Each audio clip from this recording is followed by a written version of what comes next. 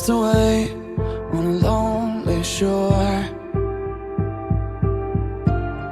I can see in your eyes, dear, it's hard to take for a moment more. We've got to burn the ships, cut the ties, send a flare into the night. Say a prayer, turn the tide, dry your tears and wave goodbye. Step into a new day. We can rise up from the dust and walk away. We can dance upon the heartache, yeah. So light a match, leave the past, burn the ships, and don't you look back.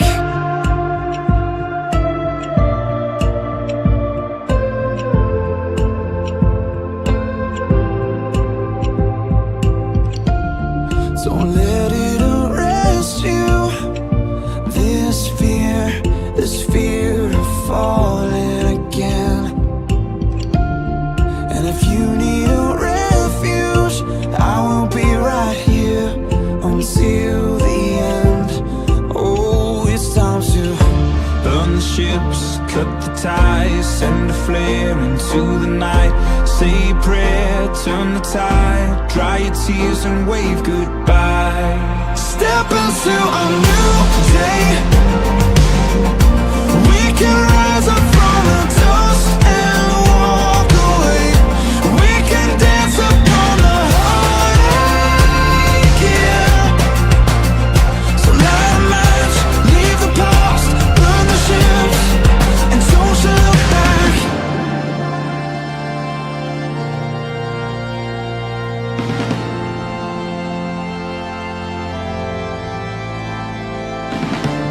So long to shame, walk through the sorrow, out of the fire, into tomorrow. So flush the pills, face the fear, feel the weight disappear. We're coming clean, we're born again. Our hopeful lungs can breathe again. Oh, we can breathe again.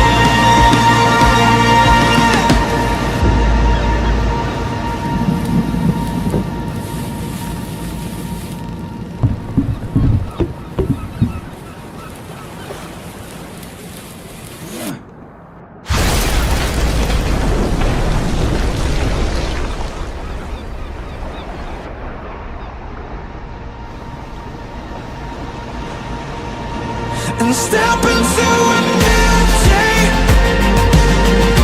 We can rise up from the dust and walk away. We can dance upon the heartache, yeah. So light a match, leave the past, burn the ships, and don't you look back.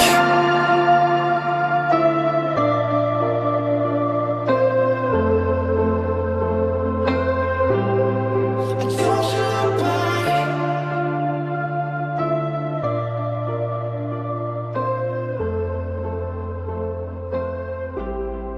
And don't you look back.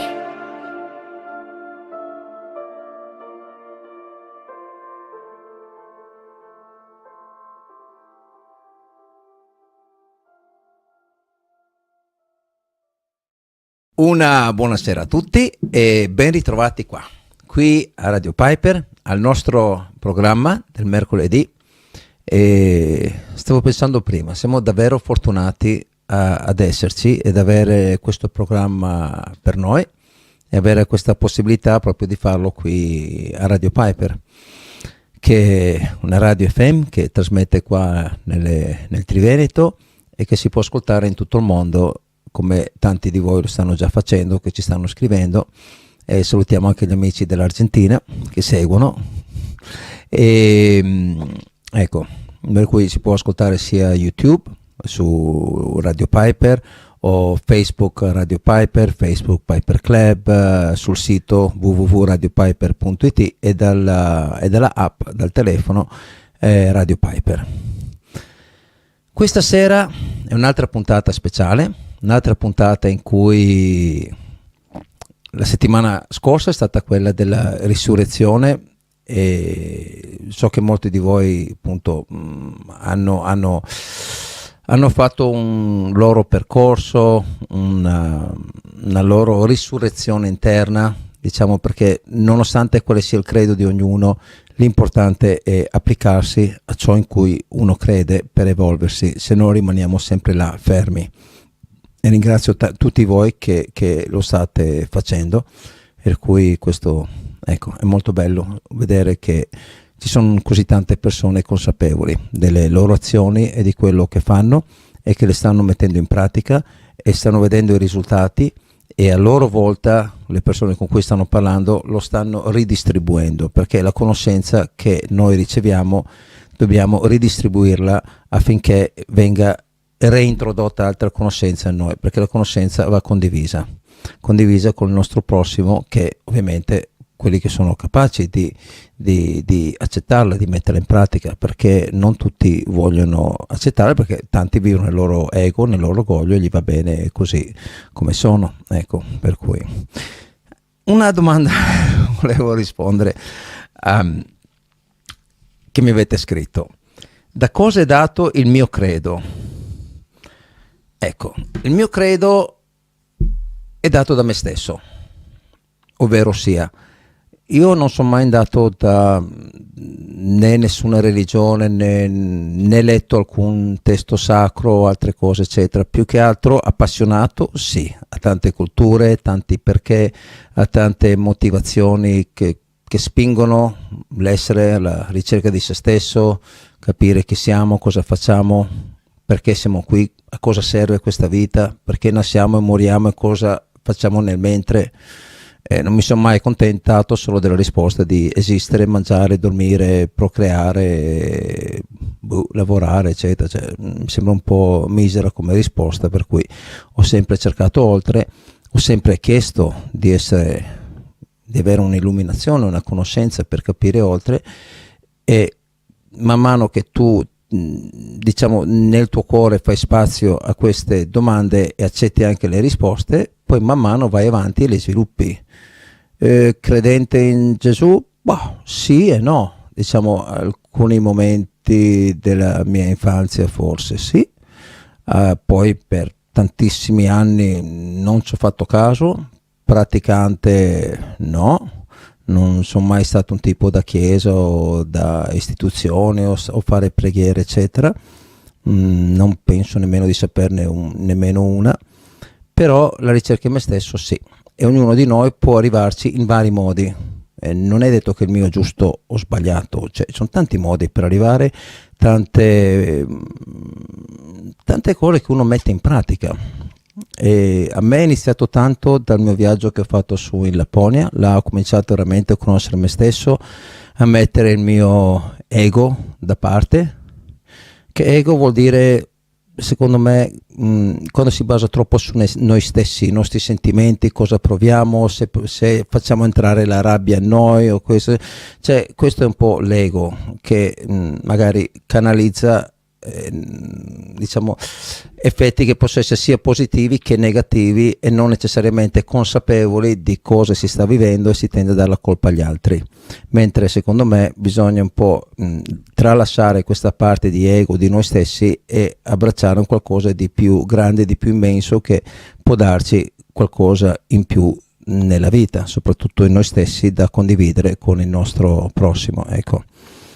E un'altra puntata vi racconterò un perché anche di preciso è arrivato a questo, e stasera non abbiamo tanto tempo perché abbiamo un ospite speciale che ha fatto una grande ricerca, e per cui ovviamente lascio spazio a lei.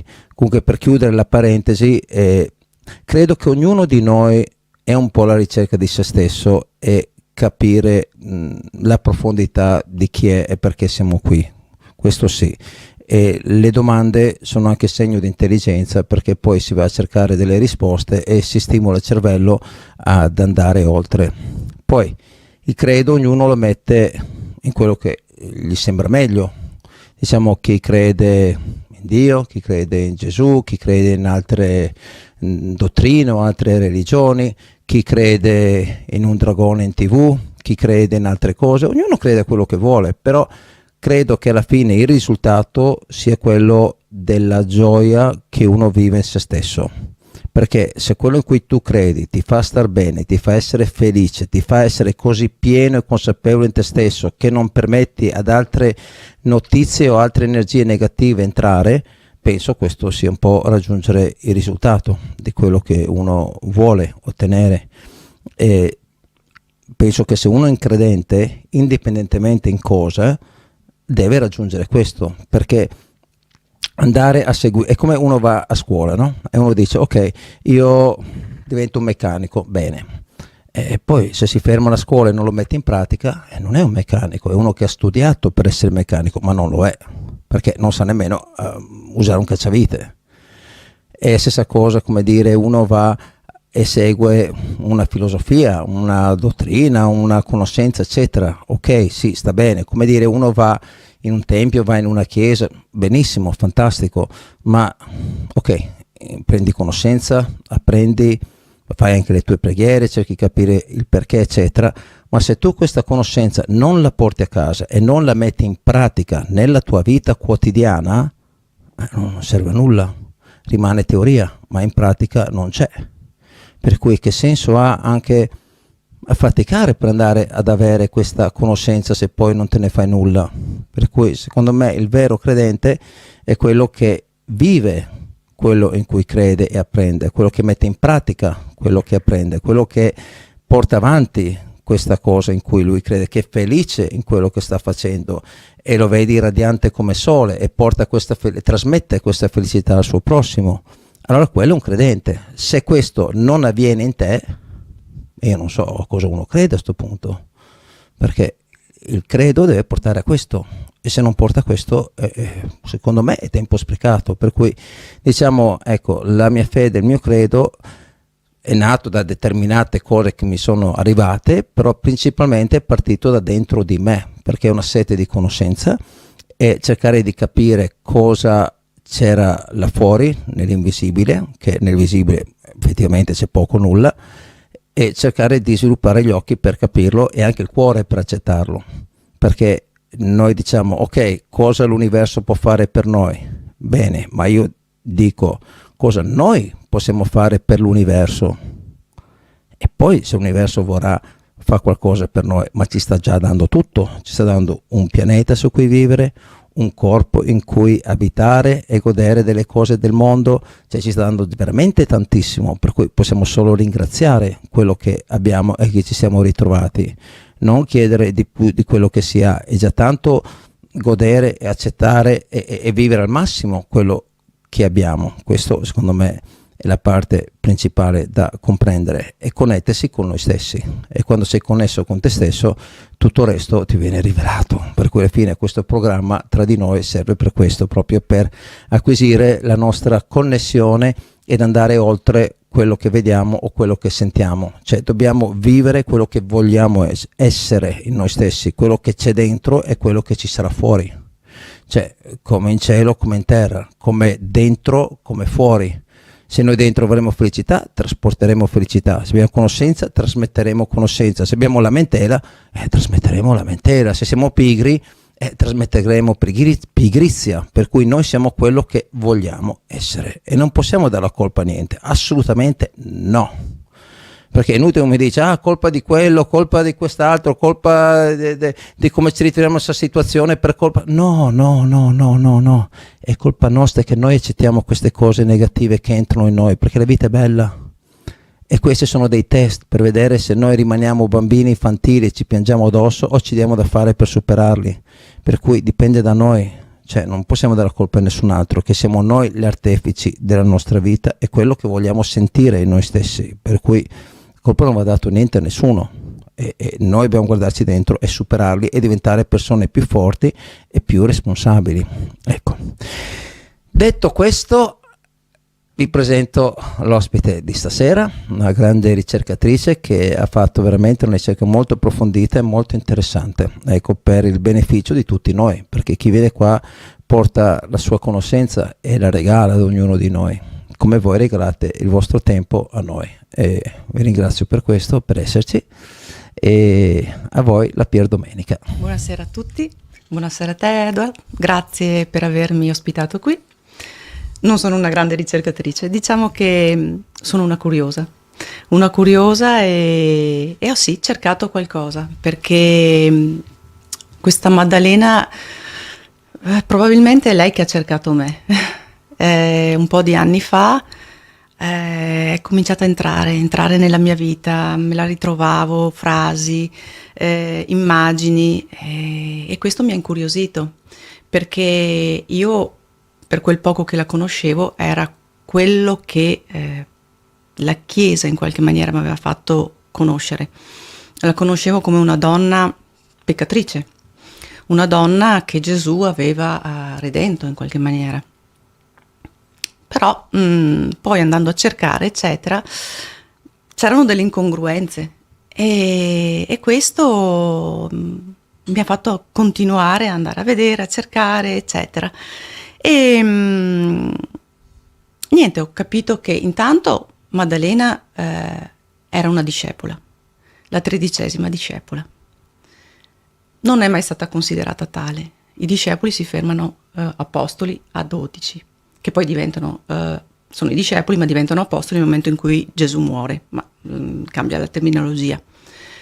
E mi sono detta: perché?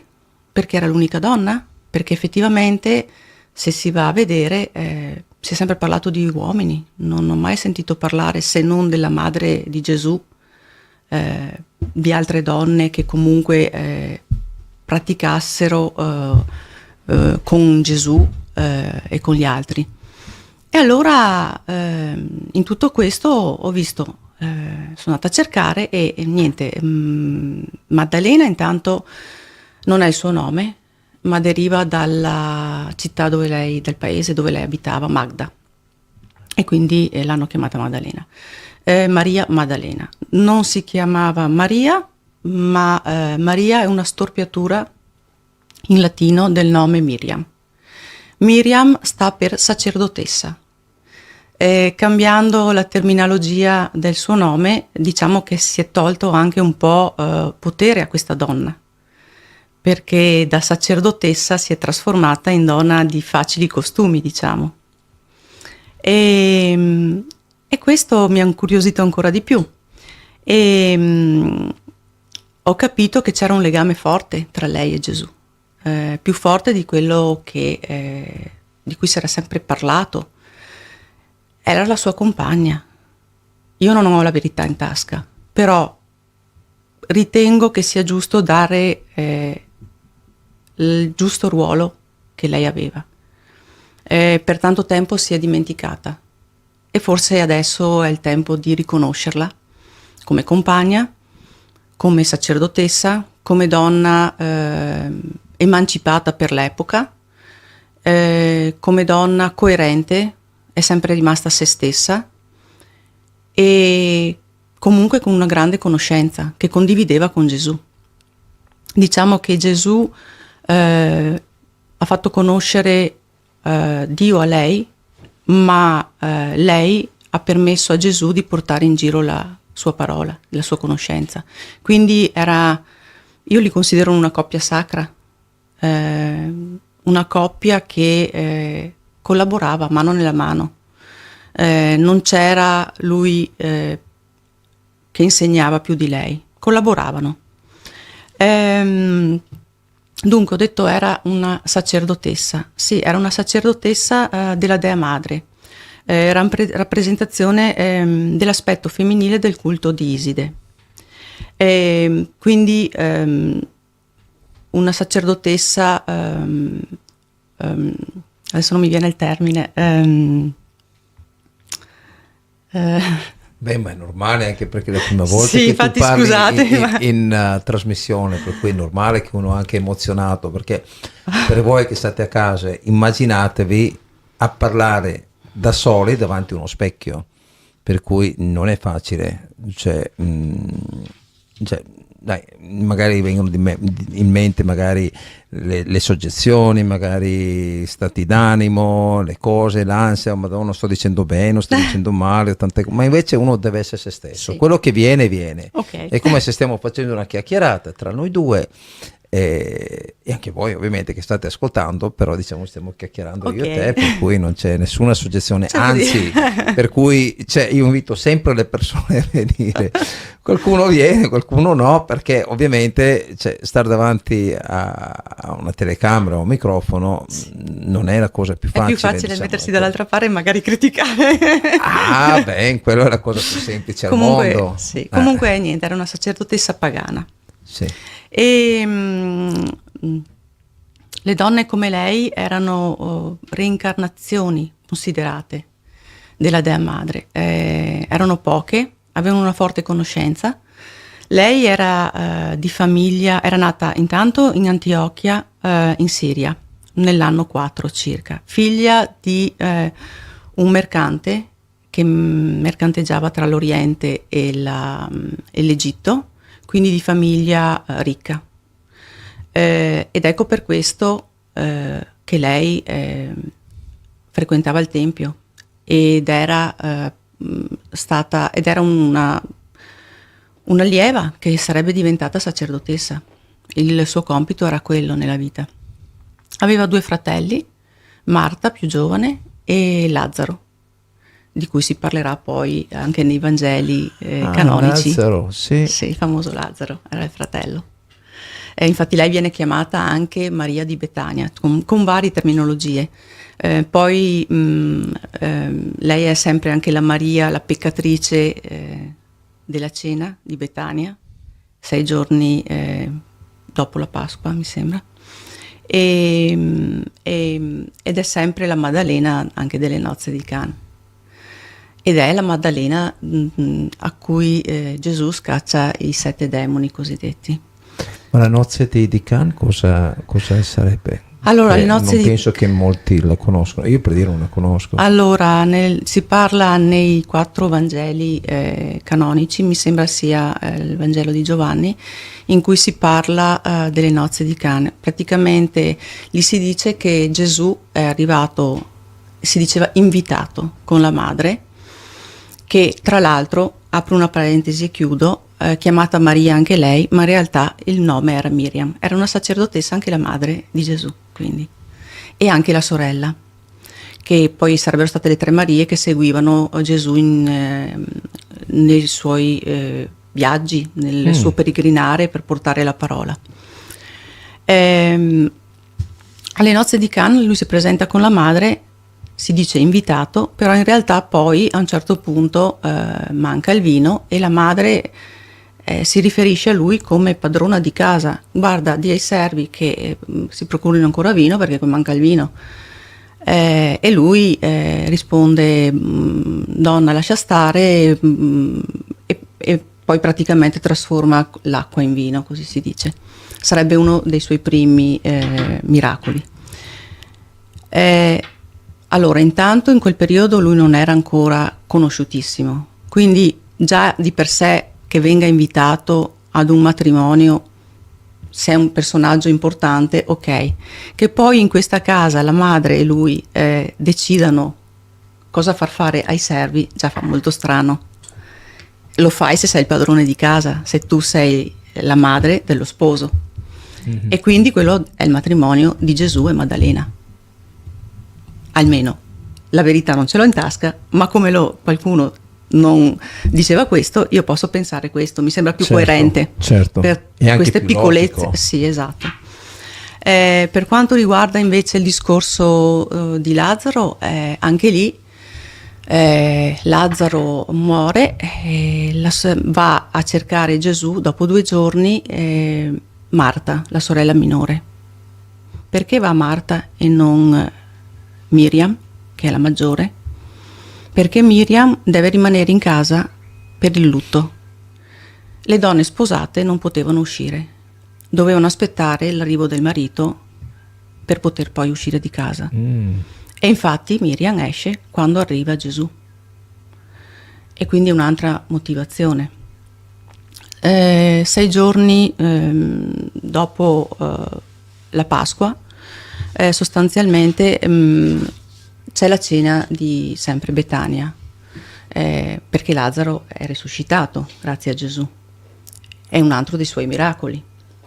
forse il più famoso. Qui dopo 2 giorni che era morto Lazzaro, Gesù lo risuscita. Sì, infatti Miriam gli dice non entrare perché già puzzerà, perché comunque erano 2 giorni, e lui dice non importa, lascia stare, non ti preoccupare per questo.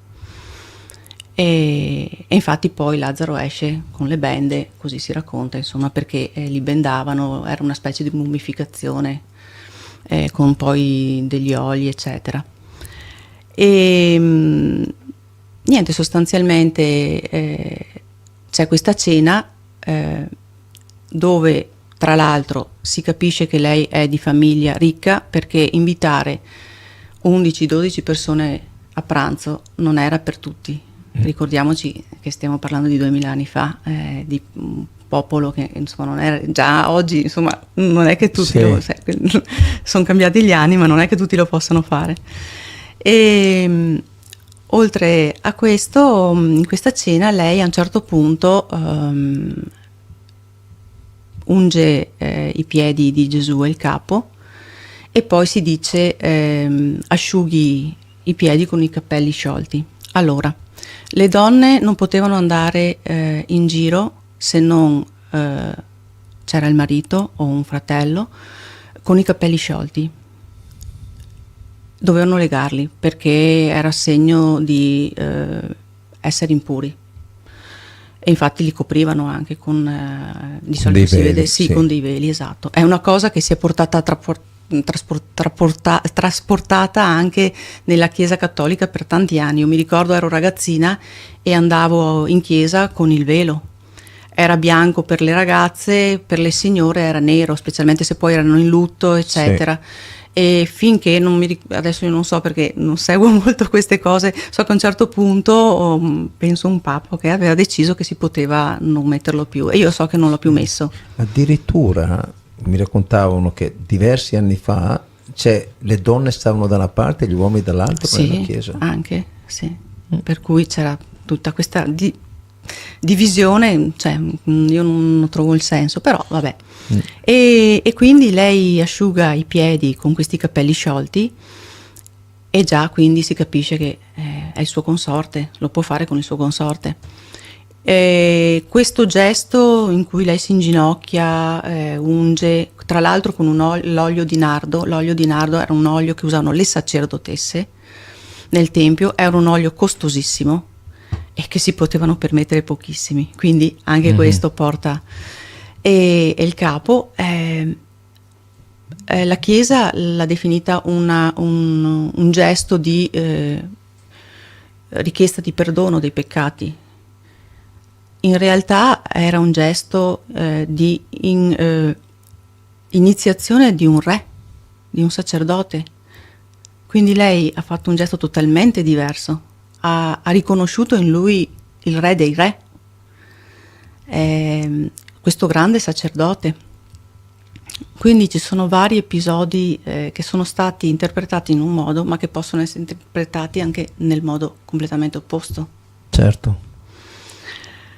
Che poi bisogna anche dire, cioè, perché poi la domanda più logica che io mi sono fatto, che già là mi sono venuti i primi dubbi, ho detto, ma se gli apostoli erano 12 più la Maddalena che erano 13, perché sono stati riconosciuti solo 4? Cioè erano quelli più comodi da riconoscere, cioè ci sono un po' di incongruenze, per cui io dico, esatto. Ok, cioè quale dell'insegnamento vero di Gesù Cristo c'è al giorno d'oggi rimasto? Cioè, considerando che addirittura nel nome delle religioni eccetera sono state fatte le più grandi atrocità, le più grandi guerre eccetera, che Gesù non predicava questo. Sai, io per questo alla fine dico, ok, i testi, le robe eccetera, sai, dove c'è l'uomo c'è anche la manomissione, per cui preferisco ricevere una conoscenza tra me e Dio che è in me, perché Dio è in me, è in te, è in qualsiasi essere vivente che è animato e anche non animato, per cui io preferisco vedere questo, diciamo, Gesù attraverso una forma mistica invece che una forma dottrinale, perché la forma dottrinale dove c'è l'uomo non sai mai effettivamente quanto è o quanto non è, mentre quello che è mistico nel tuo cuore è una tua relazione che tu hai con Dio in te stesso, cioè tu ospiti Dio nel tuo cuore. Esatto. e segui di fare quello che tu fai in testimonianza di Lui. Cioè, esempio, io come vivo io ultimamente, cioè io vivo e dico ok, se Dio fosse davanti a me che mi guarda le mie azioni, o Gesù fosse davanti a me o in me che mi osserva, cioè cosa farei? Agendo in questo, cioè tu dai il meglio di te stesso e anche verso il tuo prossimo, perché dando il meglio di te stesso anche verso il tuo prossimo riceverai tanta più felicità e il mondo diventa più bello. È anche semplice alla fine, cioè è veramente semplicissimo, ma e ti dà un grande entusiasmo, una grande gioia dentro, però bisogna volerlo, perché devi mettere anche a parte il tuo ego, se quello è il compromesso, però non tutti vogliono, perché vogliono identificarsi con quello che hanno creato, con la macchina, con la casa, col vestito, con per cui sai, sono delle scelte che uno fa in base anche alla propria consapevolezza, in base proprio al proprio volere, perché devi anche volerlo, questa consapevolezza, sai, e non tutti vogliono, perché dopo devi tirarti sulle maniche e darti da fare. Esatto. Mentre è meglio rimanere irresponsabili e dare la colpa a qualcuno invece che dare la colpa a se stessi per le proprie azioni, no? Cioè, esatto. Alla fine, comunque scusami che ti ho risolto da quello, no, infatti sono d'accordo con te, perché nel 1945, quando sono stati trovati questi 13 papiri in un paese dell'Egitto da dei contadini, intanto erano messi in un otre sottoterra e sostanzialmente di questi 13, come hai detto tu, Vangeli, scritture quindi del tempo, la Chiesa ne aveva scelti 4. 4 erano quelli di Luca, Matteo, Marco e Giovanni. Vangeli detti canonici perché riconosciuti appunto dalla Chiesa. Gli altri sono chiamati Vangeli apocrifi, non riconosciuti. Motivo? Non riconosciuti dalla Chiesa. Ma perché così? Perché l'hanno deciso loro. Perché l'hanno deciso loro. Per Gesù ha scelto 12 apostoli e andava bene, e la Chiesa sì, quello no, in base a... La Chiesa a un certo punto col concilio di Nicea ha deciso di riconoscere solo questi 4. Okay. Sì. E, niente, sostanzialmente c'erano questi scritti. E allora nei Vangeli canonici si parla comunque di Maddalena, ma pochissimo. Quindi comunque c'era. Non hanno potuto non riconoscere che lei non fosse presente sempre nella vita di Gesù. Beh, questo è già un inizio. Sì. E niente, tra questi 12-13 Vangeli c'è anche il Vangelo di Maddalena. E il Vangelo di Maddalena è un Vangelo che è metafisico e agnostico, quindi si parla dell'essere e della conoscenza, non si parla di dogmi, cosa in cui si è più portati negli altri Vangeli dei 4 apostoli. Perché? Perché là si parla delle azioni di Gesù, non si parla del suo pensiero, della sua conoscenza. Si guarda sempre, come dicevi tu, all'esterno più che all'interno. Certo. Nel Vangelo di Maddalena si riportano, allora è diviso in 2 parti. La prima parte riporta proprio la parola di lui, di Gesù. Nella seconda parte è lei che trasferisce la conoscenza, che parla agli apostoli. Gesù, tra l'altro, lei lo chiamava il suo Joshua. Che poi perché era il suo nome, ma è anche il vero nome di Gesù. È il vero nome. Poi, sì, non poi è stato chiamato Gesù, però Cristo, cioè tutto quanto. Il suo nome in realtà sì. sarebbe Joshua. Esatto. Allora, prima parlavo del discorso in cui è stata riconosciuta Maddalena, i vari episodi di Gesù e di Maddalena, dove si può definire che sia la compagna, appunto. Nel 2012 è stato scoperto anche un papiro ritenuto autentico, datato nel II secolo d.C., dove si legge: e Gesù disse loro, mia moglie. Il resto poi purtroppo è illeggibile perché si è deteriorato. Quindi c'è anche questo, se dobbiamo vedere tutte le cose, Certo, riconosciamo anche anche perché se è questo. stato riconosciuto. L'unica cosa, non c'era scritto è Maddalena, ma mia moglie, lui una moglie ce l'aveva. Poi Appunto, altra cosa, quella cosa che hanno sempre tenuto nascosto. esatto, poi lui comunque, anche i Vangeli canonici hanno detto era un rabbi, un maestro. Il rabbi ebreo non poteva essere celibe, non esisteva. Ah no? No, erano tutti sposati, quindi lui come poteva essere un rabbi? I rabbi sono tutti sposati. Sì, e se era celibe, non sarebbe potuto entrare nel tempio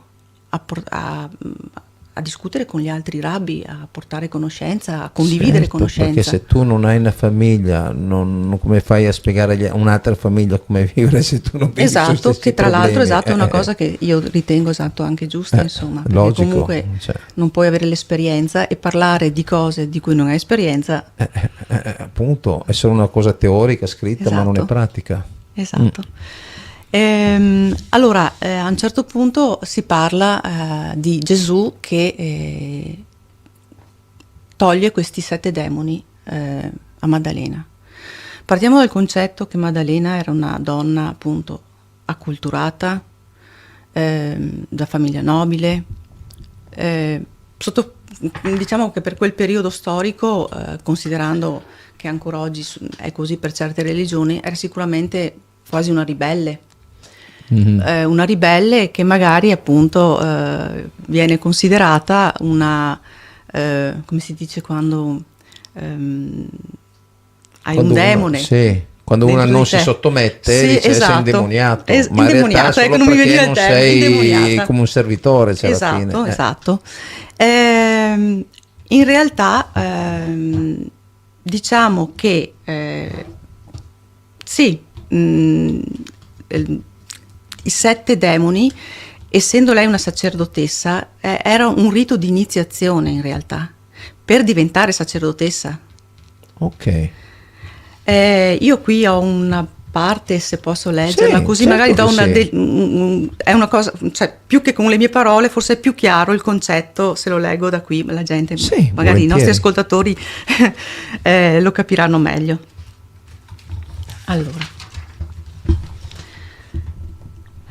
Allora, Maria Maddalena era colei che portava con sé i 7 demoni. Si racconta che le furono scacciati da Gesù durante un esorcismo, ma cosa potrebbe essere successo realmente? Forse Maria fece un lungo viaggio per raggiungere il rabbi ed essere così liberata? Una donna sola e per giunta impossessata, la potremmo vedere ai nostri giorni semplicemente come una donna ribelle, come dicevo prima, indipendente, forte e coraggiosa. A tal proposito mi viene in mente il detto, una donna con un diavolo per cappello. Capelli rossi, poi tra l'altro spesso si dice anche, perché lei aveva anche i capelli rossi e ricci. Pensa a te. Figlia della ricca città di Magdala, avrebbe potuto rappresentare, tra l'altro a Magdala si allevavano le colombe che venivano usate nel tempio dalle sacerdotesse. Avrebbe potuto rappresentare per i tempi una donna libera, innovativa, istruita, socialmente indipendente, non controllabile quindi. Non mansueta ma ribelle, e forse proprio per questo suo modo di essere agli occhi del popolo poteva essere vista come una posseduta.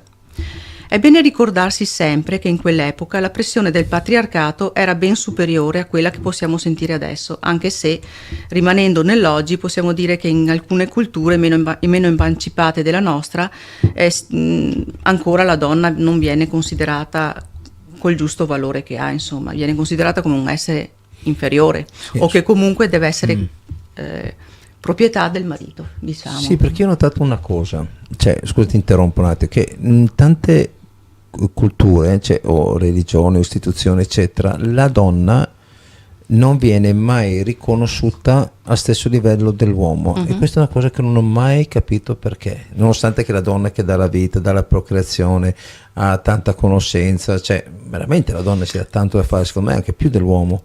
Hai Per detto cui una cosa perché non giusta. viene considerata al livello dell'uomo? Forse sembra perché l'uomo quasi- ne ha paura. Forse perché in tutti i secoli, appunto, la donna è stata denigrata, è stata trasformata in strega, perché poi ricordiamo il Medioevo, eccetera, perché probabilmente in realtà, essendo lei comunque portatrice di vita, in primis, legata a madre terra, ai cicli vitali della terra, ai cicli della luna, è ciclica anche lei proprio nel suo modo di vivere. Probabilmente aveva questa conoscenza talmente forte che faceva paura, perché con questa conoscenza forte avrebbe portato gli esseri umani, io penso, ad essere liberi, quello per cui sono nati, perché sono nati liberi. Ma se tu sei libero non sei condizionabile, e il potere non ti può condizionare, non può farti schiavo, e non si sarebbe potuta creare tutta questa società dove in realtà siamo schiavi, criceti che girano dentro a una ruota e infelici, perché se le religioni, come hai detto tu prima, avessero portato qualcosa di buono, non ci dovrebbero essere guerre, e in realtà ci sono guerre per le religioni, e dovremmo essere tutti felici. Questo dovrebbe essere un mondo meraviglioso, e invece non è così. Si basano delle etichette, dei contrasti, eccetera. Sì, però no, ho notato proprio questa cosa qua, perché secondo me, cioè io parlo da uomo, cioè la donna è molto più completa di un uomo, cioè in tantissimi cose. Poi che ha bisogno, magari c'è bisogno, tra virgolette, si completa con l'uomo, Sì, eccetera, ci assolutamente sta, perché l'uomo magari è più posato, ha più la sicurezza, donna ha tanta creatività, però magari Si è più completano. per aree, per cui si completano. Però in teoria dietro ad ogni grande uomo c'è sempre una grande donna, sempre. Io personalmente Non questa è la condivido mia- questo, sai perché? Perché io penso che o dietro di fianco, insomma, se di facciamo- fianco, vabbè, ma a magari fianco, mano nella mano. sì, però tante volte vediamo un grande uomo e dice cavolo che grande uomo è, però Però di vedi che è un sicuro- maschilismo anche questo, patriarcato, perché dire c'è sempre una donna dietro grande, no, al suo fianco, quanti Sì, quanti ma magari uomini ci importanti sono tante ci sono. donne che magari non vogliono farsi vedere, eccetera, magari per la società dogmatica in cui si vive, che magari la politica o questo, o gli esponenti, eccetera, sono uomini. Comunque se l'uomo è grande è perché comunque chi lo appoggia, mettiamola così, c'è sempre una grande donna, perché se no non riesce a completarsi, cioè secondo me Ma infatti l'uomo e la donna sono fatti per essere allora, sono completi dentro se stessi quando hanno fatto un percorso di consapevolezza, essere connessi con se stessi, come si dice. Quando hanno fatto questo, allora diventano creatività insieme e si completano anche all'esterno, come dentro così fuori.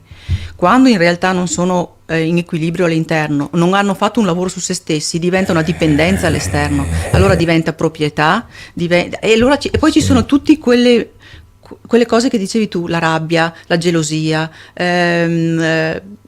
la lussuria, di tutto. Mentre uno deve accompagnare l'un l'altro ed elevarsi, deve essere là anche di conforto, dove non arriva uno, arriva l'altro, cioè, però devono essere come quello che un succedeva team, una squadra, capito? Diventano una squadra, quello che succedeva a e loro soprattutto due. capire cosa uno vuole dall'altro, e anche quando tu hai dei figli eccetera, in comune prima di farli, decidere come si tirerà su, che no, qua qui invece, dice, voglio fare a destra, a sinistra, invece in realtà molte volte i figli vengono fatti così in modo superficiale perché lo fanno tutti, oppure per legare la coppia. Magari la coppia già non è coppia, e invece di lavorare su se stessi, di parlarne, come dici tu, di cercare di vedere se c'è qualcosa che ci accomuna da portare avanti, facciamo un figlio e poi il figlio diventa merce di scambio. Certo. Ed esce con 3000 traumi, ed ecco perché alla fine abbiamo tante problematiche, perché il figlio è frutto dell'amore di ambedue, cioè allora cresce in un modo sano, però bisogna avere già le idee chiare, cioè insieme dire ok, andiamo a fare questo e ce lo portiamo dietro tutta la vita, come vogliamo gestirlo. Allora lo pensi prima, non una volta che arriva e poi uno pensa A, l'altro pensa B e prima o poi scoppiano. No, penso siano pochi quelli che lo fanno in realtà.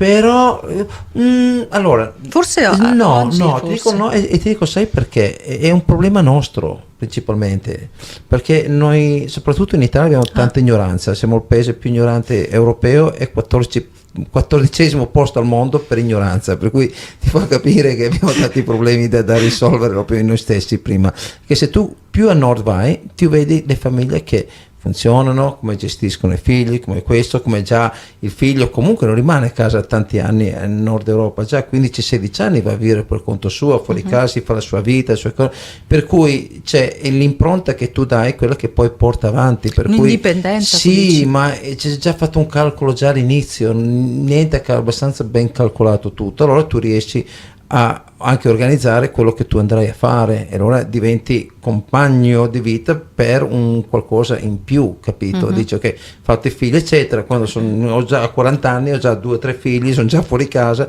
mi godo la vita con capito, la mia moglie, i miei compagni eccetera, però hai già capito fatto prima, capito? Non è così, come dico io, balloni per aria, cioè sono cose mirate e cercate. Comunque al di là di questo, esatto, torniamo a noi. Una divagazione abbiamo fatto. Allora, una piccola niente. pausa. Allora, Gesù si prese cura di lei, tornando al discorso di Maddalena, del essere posseduta. Allora, Gesù si prese cura di lei, la accolse nella sua cerchia, ne fece non solo la sua discepola, la sua compagna, ma la più importante depositaria dei suoi insegnamenti. Per secoli si è tramandato che i 7 demoni dentro di lei rappresentassero i 7 vizi capitali, tra i quali in particolare è sempre stata messa in risalto la lussuria, il suo peccato più grave, e che quindi la prostituzione fosse addirittura una delle sue attività principali. La Chiesa a un certo punto ha detto anche questo di lei, anche se nei 4 Vangeli riconosciuti dalla Chiesa, canonici, non si è mai parlato di questo.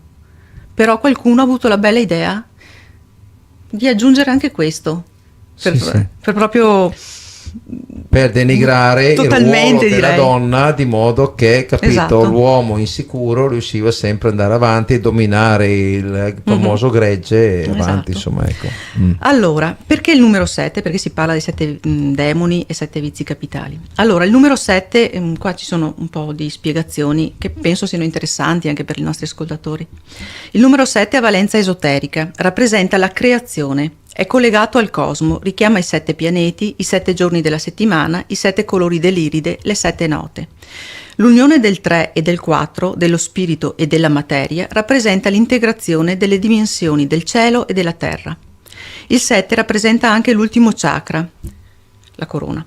Il centro dell'essere androgino, totale e completo, che integra dentro di sé sia il maschile che il femminile. Quello che dicevamo prima, dentro di noi dobbiamo essere completi, in equilibrio. Associato anche all'archetipo del saggio, al silenzio, alla meditazione e alla trascendenza. Per l'alchimia il 7 rappresenta i 4 elementi e le 3 sostanze, zolfo, sale e mercurio. Esiste un'antica tradizione ebrea che racconta come le ragazze, e qua si capisce un attimino di più, come le ragazze delle famiglie facoltose del tempo venivano istruite nel tempio. I sacerdoti maestri erano 7. Rappresentavano le 7 luci della menorah, la lampada a 7 luci, e dovevano sorvegliare le giovani ragazze mentre il sacerdote capo, ascolta bene, sacerdote capo, svolgeva la funzione di tentatore. Il compito del tentatore era quello di mettere di fronte alle novizie i demoni dell'umanità, in modo che potessero sconfiggerli per elevarsi spiritualmente, diventare quindi pure, perché nel momento in cui tu hai superato tutto questo diventi ti puro. distacchi, esatto, sì. ti distacchi. Le 7 luci si opponevano quindi alle 7 ombre, il dualismo perfetto, quello in cui noi viviamo, caratteristica fondamentale infatti dell'essere umano. Allora, perché Maria Maddalena doveva essere liberata? Forse anche lei ha affrontato semplicemente questa potente iniziazione, quindi era un'iniziazione. I vizi demoni indeboliscono la nostra volontà e quindi ad uno devono essere superati. Ecco gli abbinamenti che riporta la tradizione, posso anche lasciar perdere. Comunque si parla di superbia, ira, avarizia, lussuria, gola, invidia, pigrizia, i 7 vizi capitali. Sì. Che in Italia li abbiamo tutti. Poi qui si fa una descrizione del mito della dea. Se vuoi lo leggo. Allora, il mito della dea sumera accadica Inanna Ishtar, dea della bellezza, della fertilità, dell'amore sessuale, incarna il reale significato di cosa significhi liberarsi dai demoni.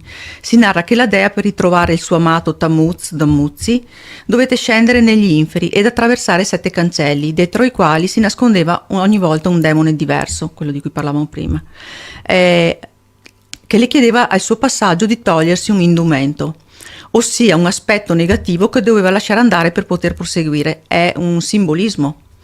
Infatti, arrivata al 7° cancello, completamente nuda e purificata, era pronta per entrare nel regno degli inferi. Gli indumenti sono appunto questi vizi, diciamo, Sì. questi demoni, e arriva pura, nuda, come noi siamo nati comunque puri. Questo racconto descrive bene questo processo iniziatico. La dea, per accedere ai misteri spirituali più profondi, si libera e abbandona ogni forma di vizio. Allo stesso modo, Maria Maddalena può aver percorso lo stesso viaggio interiore per arrivare a Gesù, essere pronta dopo aver visto, affrontato ed integrato tutte le sue ombre, lavorato tanto su se stessa all'interno per diventare pura. Si è connessa con se stessa. Esatto, proprio e avere dentro. l'incontro con Cristo. La rinascita spirituale avviene attraverso una sequenza alchemica di che cosa? Dissoluzione e coagulazione, che gli alchimisti chiamano solve et coagula. L'ego viene quindi dissolto per poi ricomporsi, per arrivare infine a trasmutare nella sua forma divina. È arrivato fino a noi con la celeberrima iscrizione dell'oracolo di Apollo a Delfi. Nosce te ipsum et universum cognoveris atque Deus. Conosci te stesso e conoscerai gli dei e l'universo. Il sacerdote capo, quindi chi era? Se Gesù è colui che l'ha liberata, era Gesù. Perché Gesù era un sacerdote del Tempio. Semplicemente, sì, era un maestro, ma portava conoscenza, questo tipo di conoscenza. Gesù era un esseno, chiamato anche il Nazareno, in Palestina erano, e avevano la caratteristica di avere i capelli lunghi, la tunica di lino bianco, ed erano vegetariani. Non facevano nessun rito usando animali, quindi non sacrificavano nessun animale. E diciamo che questo loro incontro di due praticamente sacerdoti, alla fine, sacerdotessa lei, sacerdote lui, ha permesso a lei di incontrare Dio e a lui di portare la sua missione in giro insieme a lei. Erano cioè insieme si completavano una conoscenza enorme. Una conoscenza che cercavano di trasferire alla gente semplice, perché gli apostoli erano pescatori, contadini, gente semplice. Avevano difficoltà a capire quello che Gesù portava come messaggio. Più volte lei, anche nel suo Vangelo lo dice, intercedeva per loro, cercando perché probabilmente lui si arrabbiava, cioè Gesù doveva essere uno che a un certo punto dice fioi, capio o non capio? E invece lei ci aspetta, cerco di spiegare. La donna è più anche paziente. Esatto, la pazienza. Per quello ti dico, collaboravano, era importante quello che facevano. Dove non arrivava lui, arrivava lei. Era una continua comunicazione. Purtroppo però, diciamo che gli apostoli, e in particolare Pietro, soffriva di una forte gelosia nei suoi confronti, e infatti lui più volte veniva ripreso anche dagli altri apostoli, perché lui diceva: perché la conoscenza la dai a lei, perché questo. E qua nel suo Vangelo, che si riduce purtroppo a 10 pagine, era di 19 pagine, però dalla prima alla sesta mancano, dall'11ª alla 14ª anche. Non si sa se sia stato di proposito però eliminato. sono le sue, mentre degli altri Vangeli, gli altri 4 Vangeli non manca niente, guarda caso. E quindi forse di proposito, perché c'erano delle parti che probabilmente davano una forte conoscenza e non dovevano essere trasmesse. Nel Vangelo di Maddalena, che è diviso in 2 parti, si parla nella prima parte, appunto, è lei, cioè è Gesù che parla in prima persona, nella seconda è lei che trasmette. Si parla di materia, ad esempio qui nel foglio 7 si dice che cos'è la materia? Allora la materia sarà distrutta o no? E il maestro rispose: tutto ciò che è nato, tutto ciò che è stato creato, tutto ciò che è stato prodotto e tutte le creature sono vincolate l'una all'altra. Tutto ciò che è composto sarà decomposto e si dissolverà di nuovo nella sua propria radice. La materia tornerà alle origini della materia. Se uno ha orecchi per ascoltare, ascolti. E Pietro gli disse: poiché ci hai spiegato tutto sugli elementi e gli eventi del mondo, rispondi, qual è il peccato del mondo? E il maestro rispose: non vi è alcun peccato. Siete voi che date l'esistenza al peccato quando agite secondo le consuetudini della vostra natura adulterina. Nel senso che fate le azioni non coerenti col pensiero. Predicate, ma razzolate male, in un certo senso. Il peccato non esiste. Voi lo realizzate con le vostre azioni. Che poi, se tu ci pensi, a una cosa si può ricollegare al giorno d'oggi, che tanta gente purtroppo predica ma poi non dà l'esempio. Non è detto né chi è credente né chi fa la predica né nessuno, cioè bisogna vedere le azioni di ognuno per capire se uno è credente o no, indipendentemente da quello che sta predicando sull'altare o a quello che sta andando ad ascoltare una predica. Cioè, il credente è colui che dà l'esempio con la sua vita, col suo modo di essere. Esatto. Per cui se già allora c'erano problemi, cioè, figuriamoci oggi. Cioè. Appunto. Quindi è totalmente diverso. Poi qui ad esempio sia nel foglio 9 Gesù dice: non imponete più precetti di quelli di cui io sono stato testimone, non aggiungete alcuna legge a quelle date nella Torah. La Torah è la legge, l'insegnamento in ebraico, per non essere così schiavizzati da esse. Detto questo se ne andò. I discepoli erano addolorati.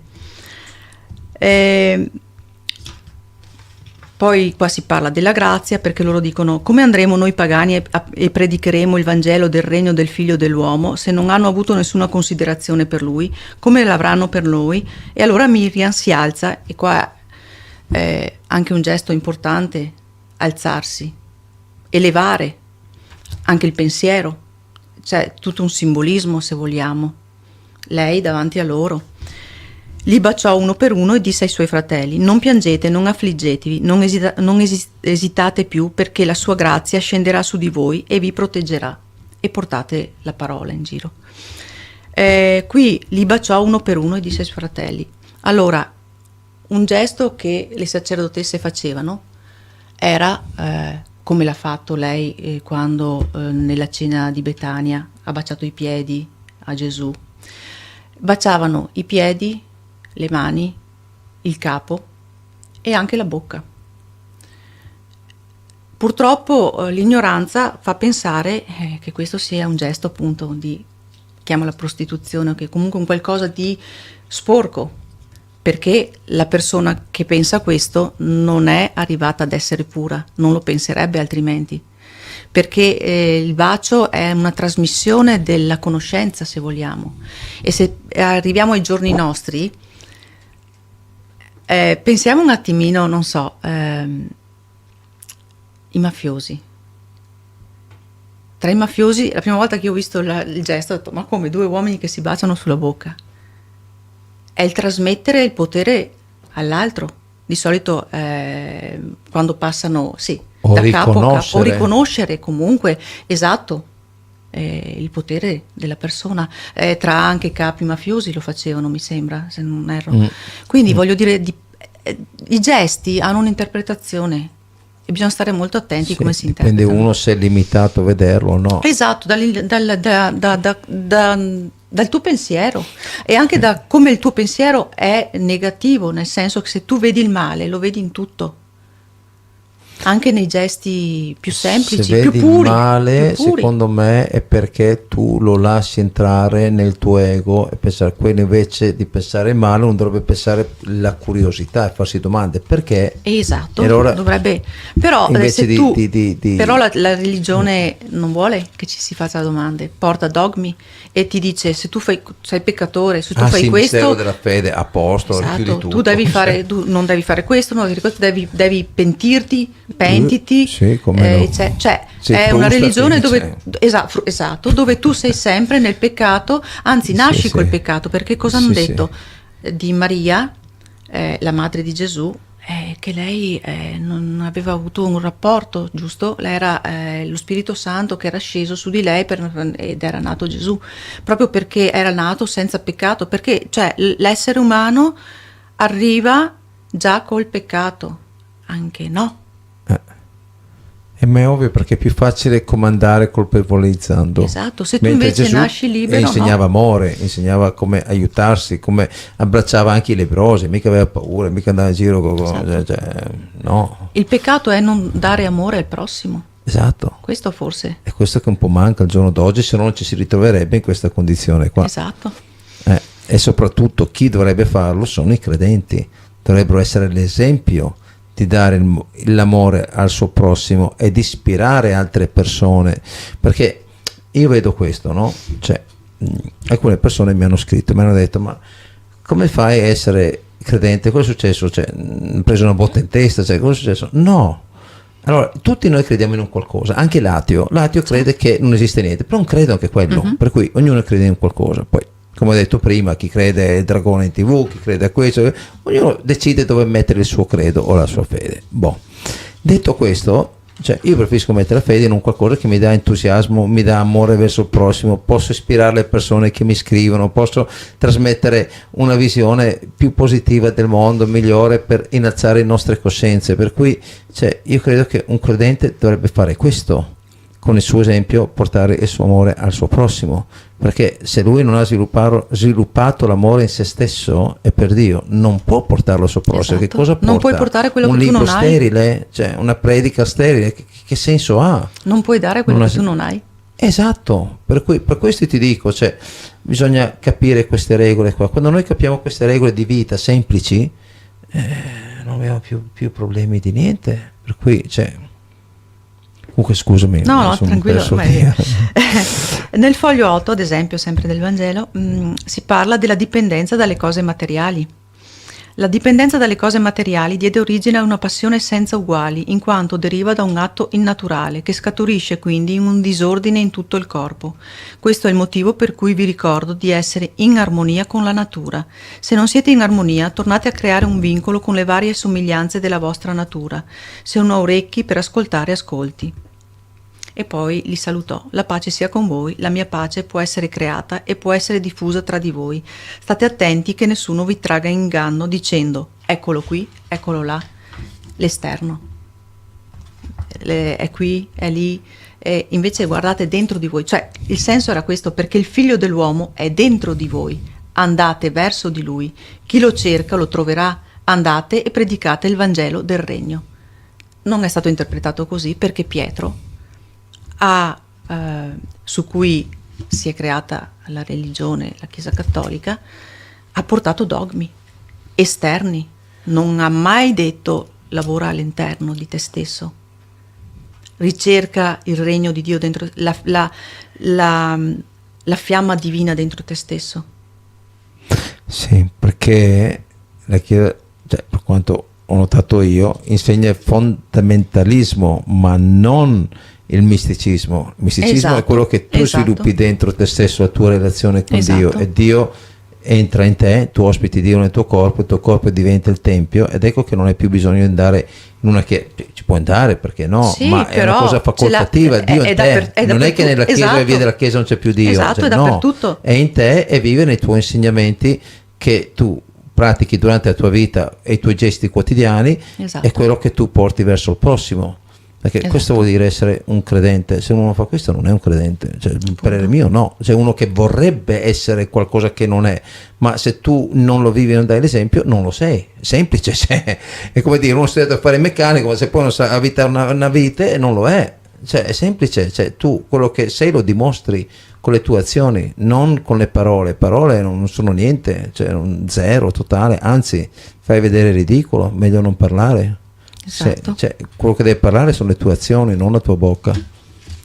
Nelle altre scritture gnostiche, ovviamente altri Vangeli eccetera, di lei, e per dirti quanto importante era, quanto lui la considerasse importante, Gesù, veniva chiamata l'apostolo che eccelle sul resto, quindi c'è quella che rispetto agli altri era veramente Ma anche perché conoscenza. era studiata, Esatto, per quello lui si condivideva, lui condivideva con lei le cose. Pietro si arrabbiava, era geloso. Poi io mi sono fatta anche un'altra idea, che siccome lei appunto li baciava anche sulla bocca, perché lei all'inizio li baciava, poi ha smesso, perché probabilmente ha capito il discorso prostituta, avevano interpretato in modo sbagliato quello che lei faceva. Per lei era portare conoscenza, era un rito, era una ritualità che era abituata a fare nel tempio, che le sacerdotesse facevano, ma questi erano contadini e pescatori, non sapevano di queste cose. Arrivava sta donna e baciava sulla bocca, probabilmente nella mancanza di conoscenza lo vedevano come una cosa molto più terra terra. C'è mancanza di conoscenza, come ha fatto a mettere su un'istituzione su cui alla base manca, cioè. Per quello io ti dico, secondo me la vera conoscenza viene dentro se stesso, con il tuo rapporto con Dio, col creato, con il mondo che ci circonda, questo è.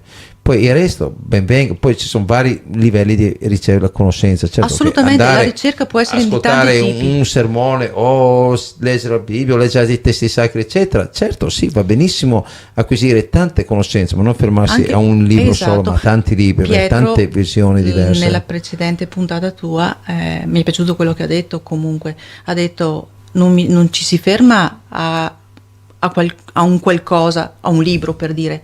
Certo che si cerca sempre, si cerca di capire, Infatti se vai a cercare, io sto cercando, ancora leggendo, ogni tanto vai nel pallone e dici aspetta un attimo per capire, perché devi collegare, poi ci sono terminologie particolari, ci sono simbolismi, come ho detto, non sempre vengono capiti, anche perché dipende se uno ha magari fatto degli studi di un certo tipo da sempre, se non li ha fatti io sono una persona semplice che ha cominciato ad interessarsi e lo fa da sola così, un attimino, sì, ci sono tante cose, però ti apre la mente, ti apre e vai a cercare dentro di te le cose, perché ti rendi conto che fuori non sei mai soddisfatto, leggi, trovi, ma e leggendo, non so perché, ma vai all'interno, ti porta sempre all'interno, sempre di più, sempre più profondo.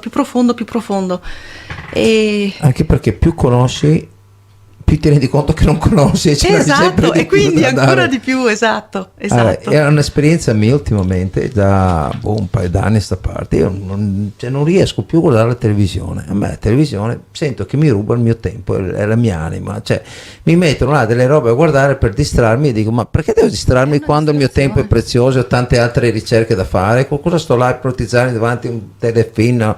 Ma chi se ne frega, cioè io ho la vita mia da vivere, non è che posso farmela vivere dalla TV.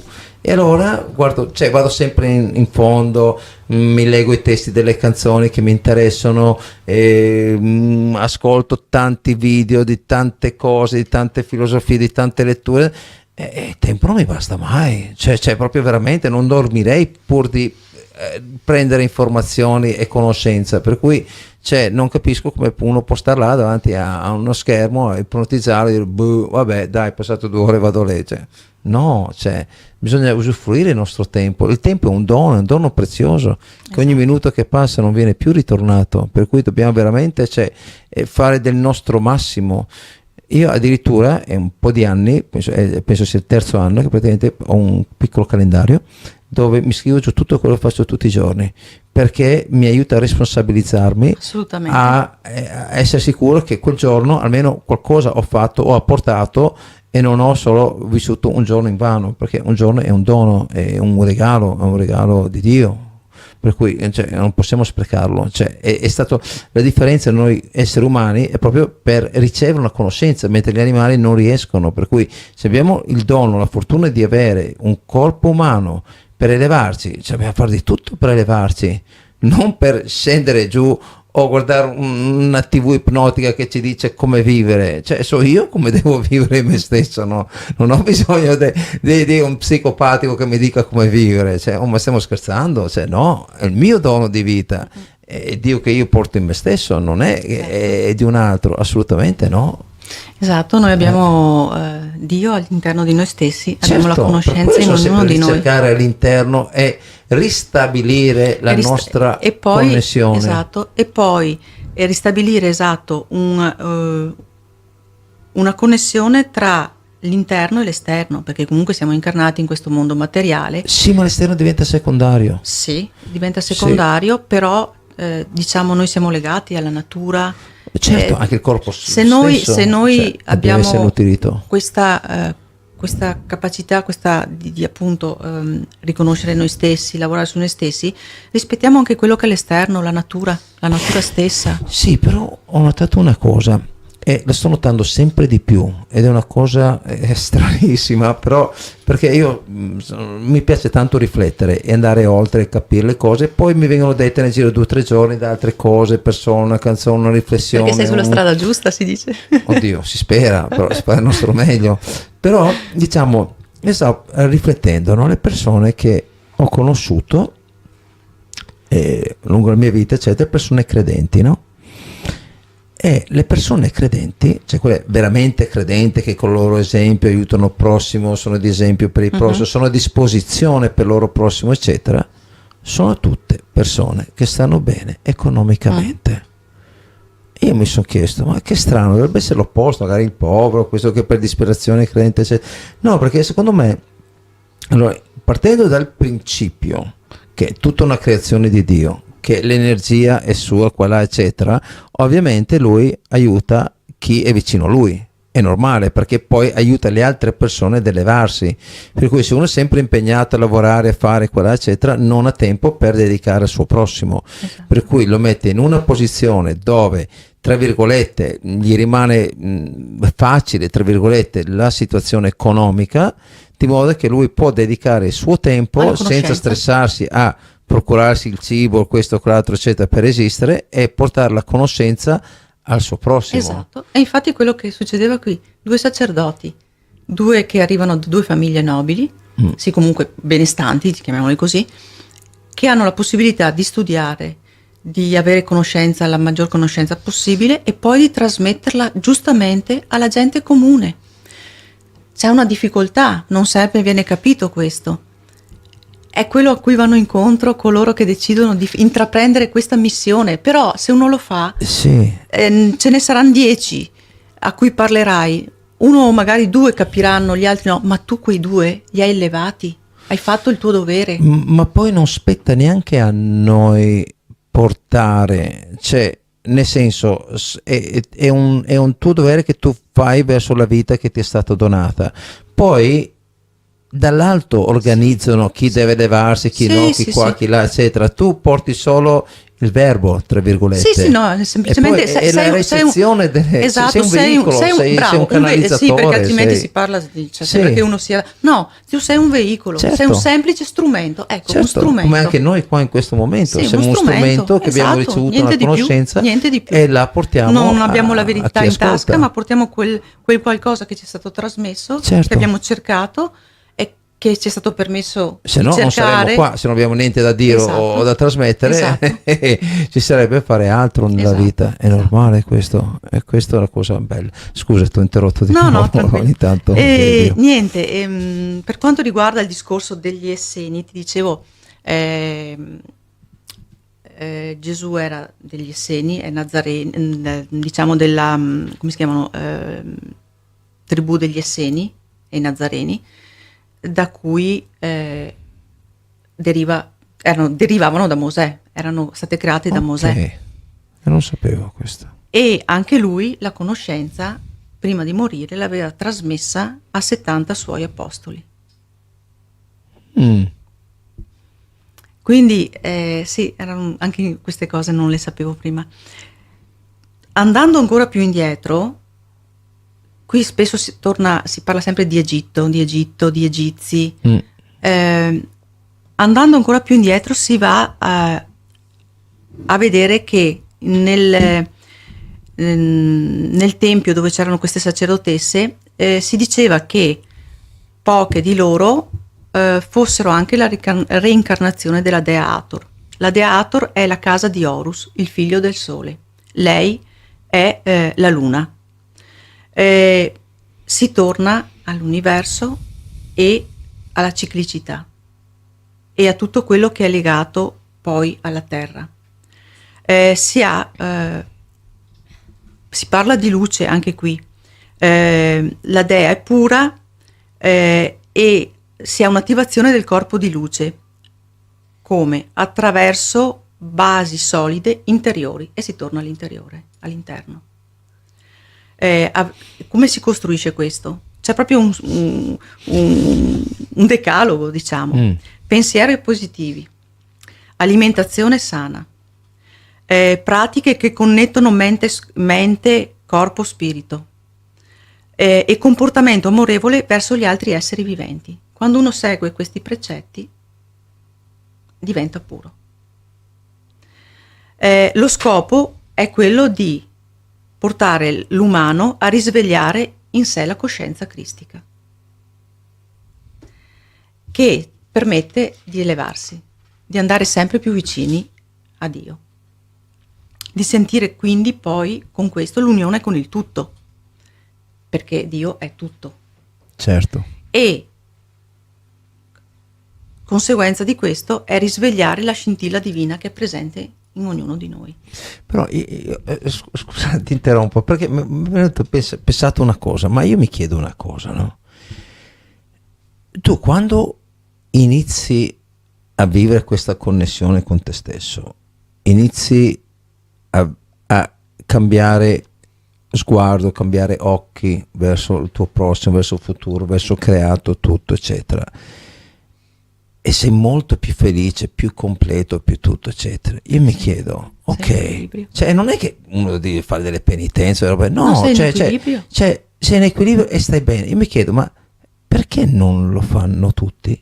Cioè, è una mia domanda che mi torna, invece di vivere e stare arrabbiati, perché non lo fanno? Perché ognuno di noi ha un suo percorso, ha delle tempistiche diverse, e c'è chi ci arriverà, chi non ci arriverà, c'è chi lo cerca con determinate metodologie che sono più esterne, cercare attraverso magari degli insegnanti, attraverso dei corsi, delle cose, ci metti magari più tempo, altri è soggettivo, altri lo trovano attraverso, come dicevo prima, delle pratiche che uniscono corpo, mente, spirito, non so, per dire il Reiki, Shiatsu, sono tutte metodologie che comunque cercano di darti un equilibrio, di riequilibrare il corpo, di riequilibrare la parte maschile e la parte femminile anche.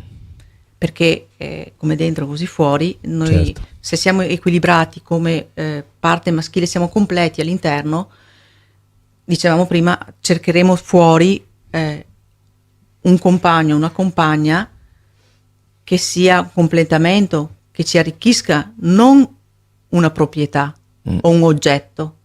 Cambia la dinamica, certo, cambia il modo di rapportarsi con l'altro, sia compagno o compagna, sia con gli altri in generale, proprio il tuo prossimo. Ti comporti in un modo diverso. Qui l'intento, la predisposizione, sì, l'ego che c'è dentro, diciamo l'indottrinamento, quando si tolgono tutte queste cose qua, ecco che si riesce ad andare oltre. Sì, esatto. Forse non tutti vogliono, o per insicurezza o per pigrizia, perché c'è la paura, o per... perché intanto per fare questo bisogna mettersi molto in discussione, come hai detto tu, lavorare molto su se stessi, e fa male perché vai a perdere quelle finte certezze che se sono finte. Ma tu non sai che sono figlie, è tutta la vita che te le porti avanti e ti Ma ritrovi. se fossero così belle saresti tranquillo e felice, non saresti stressato. Di solito, arrabbiato, di solito il cambiamento, scusami, di solito il cambiamento Eh. quando avviene? Quando uno tocca il fondo, quando uno ha qualcosa nella vita che lo fa star talmente male, ma talmente male, e allora là arriva il cambiamento. Tendenzialmente è così. Sì, della serie. La notte buia, deve Sì. arrivarti la notte buia, allora poi Sì, risali. della serie non capisci che il fuoco brucia finché non ti bruci, tipo. Cioè, però se ci arrivi prima eviti tutto sto tram e guadagni Qualcuno tempo ce la anche. fa, altri. Sì, ovvio. Però l'importante secondo me è mettersi in cammino e aiutare gli altri, come dici tu, con quel po' di conoscenza che abbiamo, Certo. a Perché mettersi noi in siamo cammino. la società, è inutile che noi parliamo male dell'esterna società, siamo noi la società, se Noi la ognuno di noi creiamo. cambiamo, Ognuno- portiamo il cambiamento esatto. e noi siamo la Ognuno società di noi è responsabile ognuno di se noi. stesso e deve pensare prima a se stesso, Certo. esatto. Poi potrà parlare, perché quando noi anche perché la società non è altro che lo specchio di noi. Ovvio, Quindi se si parla dell'esterno, per quello che semini raccogli. esatto, come tu ti comporti, se tu non sei coerente nel tuo comportamento, nel tuo modo, quello che dici e quello che poi fai, come puoi pensare che poi la società che è intorno a te faccia qualcosa di diverso? Sì. Stavo parlando l'altro giorno con una persona che è venuta a trovarmi e stavamo proprio dicendo che allora, innanzitutto noi siamo dentro, siamo quello che siamo, no? Mhm. E decidiamo noi cosa essere. Se tu permetti che una cosa ti faccia arrabbiare, eccetera, che comunque ci rimetti solo tu se ti fa arrabbiare, Esatto. perché sei tu che puoi dire no, rabbia, stai fuori, stai là dove sei, me non ti accetto, Sì. ci faccio una risata e sorrido sopra, continuo con la mia vita perché è bellissimo, appunto. Allora, però se tu lasci che questa rabbia arriva dentro, ti cambia il tuo stato d'animo, cambia la tua giornata, poi tu diventerai rabbioso e trasmetterai questa rabbia al tuo prossimo, perché la scaricherai da qualche parte. E la trasmetti anche in quello che fai. Banalmente, se tu stai cucinando, puoi trasmettere amore ma anche rabbia nel cibo. Certo. È una cosa. Eh sì, per quello io ti dico molto importante lo stato d'animo, lo spirito con cui fai le cose, l'intenzione e non lasciare che le cose esterne ti coinvolgono emotivamente, soprattutto in negativo, ma neanche necessariamente in positivo, perché poi dal positivo, se non è sempre positivo, poi sarai in negativo perché non è quell'aspettativa positiva, per cui sai, devi cercare sempre veramente di mediare le cose, essere Esatto. concentrato e connesso con te stesso, così non hai né gli alti e i bassi, perché quando avrai gli alti avrai i bassi, Sì. per cui se cerchi di mantenere un equilibrio, quella diciamo è Sì. la perfezione, diciamo. Per questo è molto importante farsi domande, studiare, capire e ricercare in se stessi, riflettere, valutare il perché si fa un'azione, per come, a cosa porta quell'azione, cioè come vogliamo relazionarci verso il prossimo, perché noi vorremmo che lui si relazioni Esatto. con noi, cioè è semplice, cioè è vita normale, non è che c'è chissà che È scienza talmente dietro. semplice che però l'uomo, forse perché è semplice, non ha difficoltà ad applicarla poi. No, diciamo, no, perché la gente si complica le cose per non pensare, perché se è semplice davanti ai tuoi occhi e allora a questo punto non puoi ignorare, perché la vita è semplice per chi è semplice, è complicato ed è complicata la vita per chi è complicato, ma sei tu che scegli se fare la tua sì, vita scegli complicata tu, o semplice, tu sei in base alle tue libero, azioni. nasci libero e torni Certo. libero se vuoi. Certo. Se invece in questo percorso decidi di non essere più libero, Certo. alla fine sei in tu, qualsiasi sei tu momento che puoi permetti. scegliere, puoi Sì. cambiare, cioè, Esatto. niente è eterno. E poi dipende da te. sei sempre in evoluzione. Certo. Quello che eri ieri non sei oggi, quindi Ovvio. non puoi fermarti appunto a dogmi, a quello che è, ho fatto così e devo sempre fare così. Certo. No, è evoluzione, la vita Certo. è trasformazione continua, Sì. ma lo dimostra la natura stessa Sì. con la sì. ciclicità. Certo. È un fiume, passa, va, scorre sempre. Certo, Non è soprattutto fermo. in questo periodo storico del pianeta Terra si sta trasformando, vedo tanta gente che ha molta più ricerca spirituale in se stessa di una volta, Sì. per cui le cose stanno cambiando, bisogna, cioè, tra virgolette, approfittarne del momento, perché è un momento molto propizio per Sì, perché una sì, riconnessione in noi assolutamente stessi. sì, proprio per questo dobbiamo approfittare, perché abbiamo la possibilità di cambiare molto, ma in meglio, avere un mondo migliore e lasciare un mondo migliore a chi verrà dopo di noi. Certo, questo sì. E comunque tornando sul discorso della Maddalena, che è molto interessante, tutte le ricerche che hai Niente, fatto. siamo arrivati poi al discorso di quando Gesù, se così è stato, è arrivato alla croce. Lei è, tra l'altro, colei che insieme alla madre e alla sorella della madre di Maria, le tre Miriam, l'accompagnano, cioè sono lì presenti. Non si parla degli altri apostoli, si parla di lei, quindi si capisce veramente che era una persona importante, era lì con la madre. Che senso aveva se era una qualunque? Ma se era la nuora, sì, che si occupava di lei. E una cosa in tutto questo, a un certo punto Gesù dice a Giovanni, occupati di mia madre. Quel Giovanni di cui lui parla sarebbe Lazzaro. E successivamente Maddalena, dopo la morte di Gesù, scompare, non se ne parla più. Non subito, perché c'è un libro, come si chiama, la Sofia, di cui si parla di conoscenza circa 11 settimane dopo la risurrezione. E lei, tra l'altro, è colei che vede Gesù per prima dopo la risurrezione. Quindi anche questo è un motivo in più per dire da chi poteva farsi vedere se non dalla sua compagna, la sua amata compagna. E poi lei appunto a un certo punto non c'è più, non se ne parla più, la Chiesa non ne ha più parlato e si dice che lei sia dovuta scappare in Francia e là si hanno tracce della sua presenza, di lei insieme a Lazzaro, alla madre di Gesù, Maria, a sua sorella Marta e a Giovan Battista. Perché? Perché lei era il Sacro Graal di cui si parla. I Templari l'hanno aiutata a scappare perché portava in grembo il figlio di Gesù. Il figlio di Gesù che dovrebbe essere stata una figlia, una femmina, e il cui nome si dice sia Sara.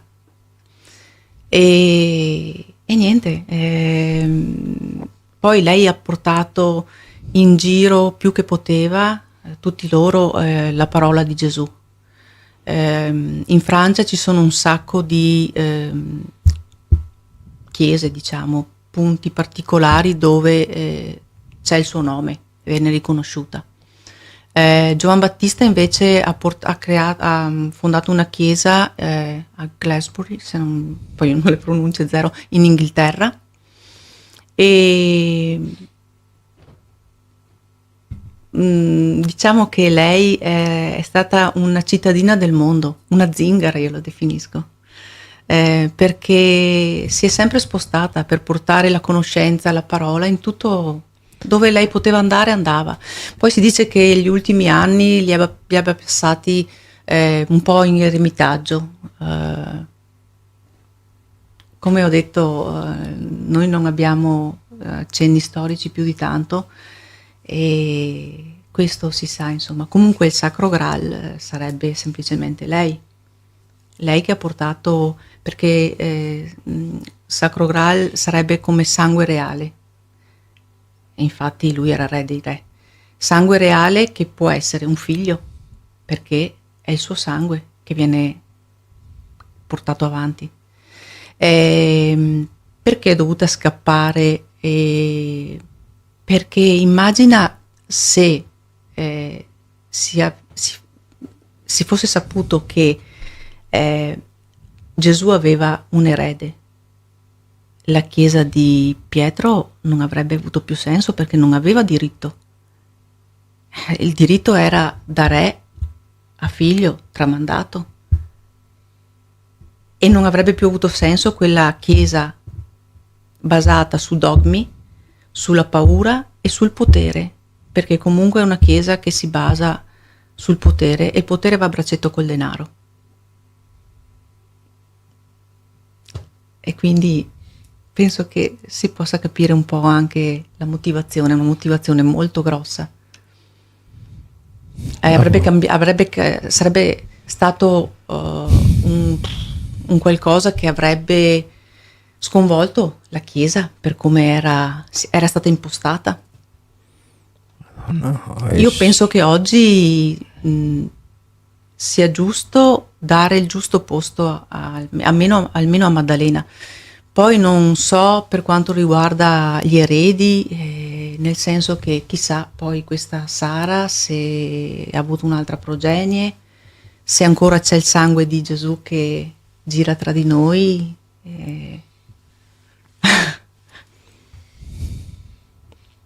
Però, mamma mia. Magari gli anni adesso, con questa ricerca anche da parte delle persone, come dici tu, di molte persone, della verità, nel capire anche che siamo tanto legati proprio anche alla natura, le cose che succedono, diciamo madre terra, non so, per dirti, se ci sono egregore di rabbia, di dolore, madre terra risponde allo stesso modo, perché le frequenze si stanno allineando. Forse è il momento anche di capire qualcosa di diverso della Chiesa, cioè probabilmente forse è arrivato anche il momento di cambiare qualcosa. Non lo so, ci sarà ricerca, ci saranno persone che faranno ricerche, ce ne sono sicuramente, anzi già la quantistica e altro sta facendo capire molte cose che prima non si conoscevano.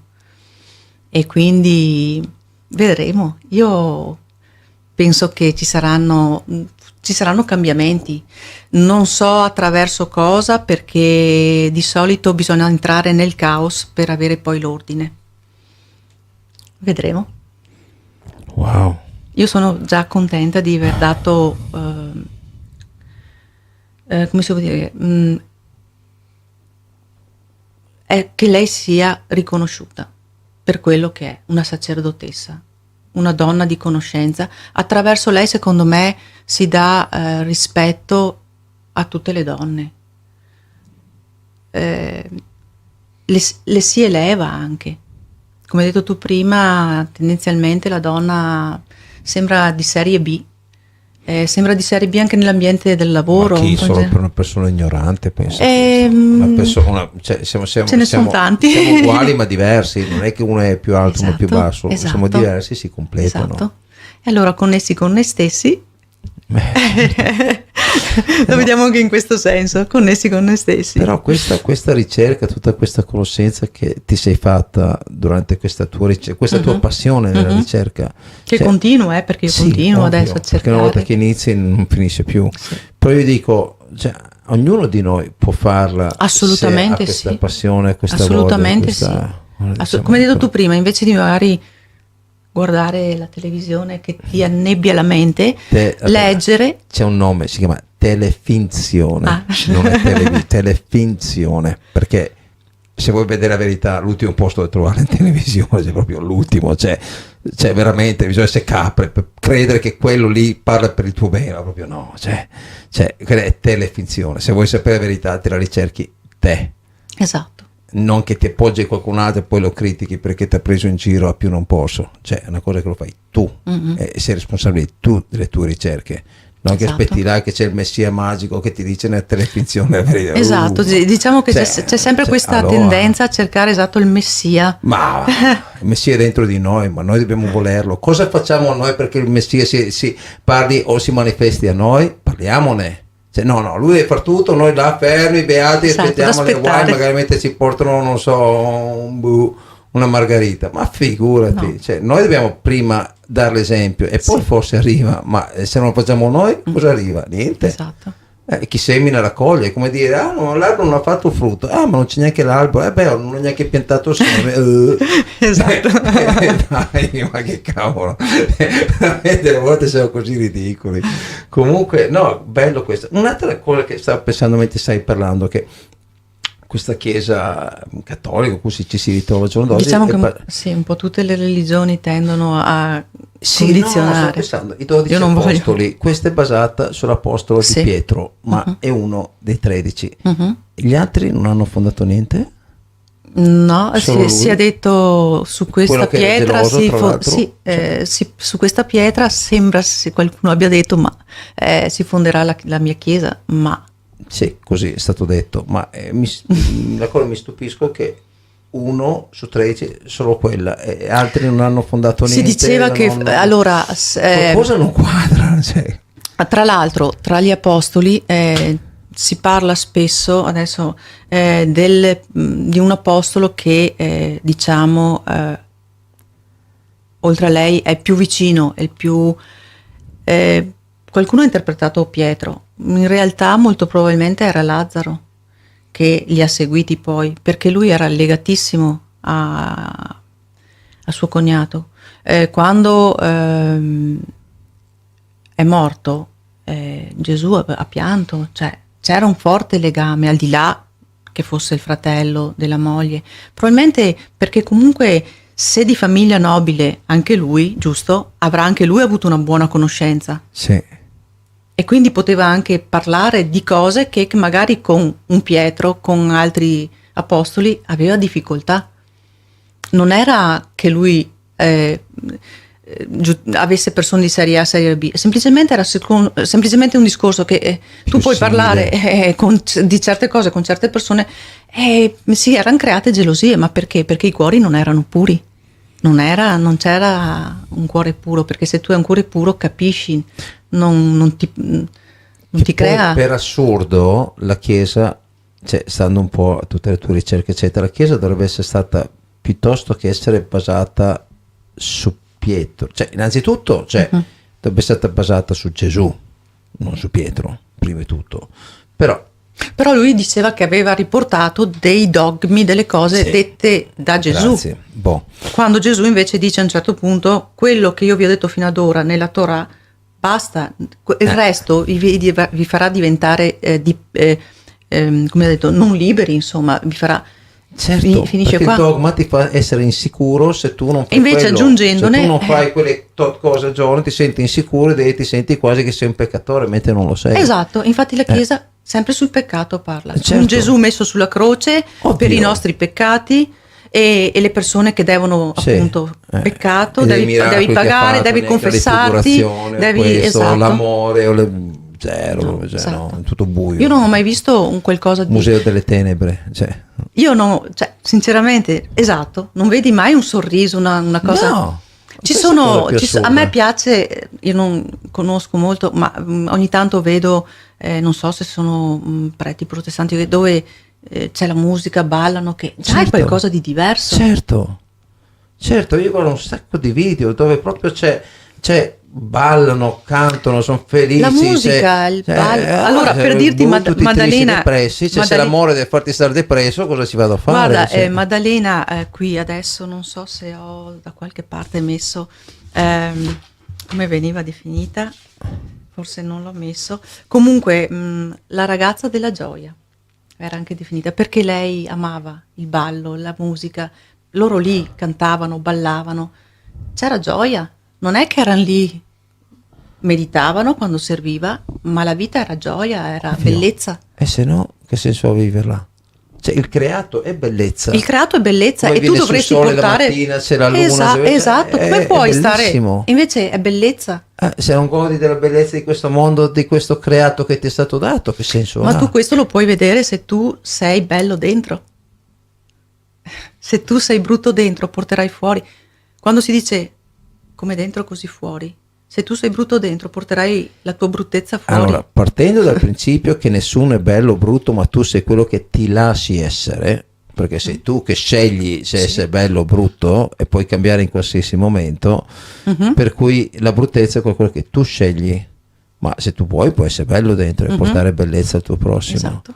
Per cui spetta Noi da abbiamo ognuno di sempre la noi. possibilità di cambiare, di migliorarci, sempre. Comunque secondo me la Chiesa, cioè, da quello che hai raccontato, la Chiesa dovrebbe essere stata basata sulla Maddalena, non su Pietro, perché la Maddalena, quella che era la sacerdotessa con la conoscenza e comunque che era la moglie di Gesù, e portare avanti Però, questo, come cioè ti ho- di logica, Esatto, questo però dovrebbe essere torni al stato discorso della dea, l'importanza della dea che si è cercato di togliere.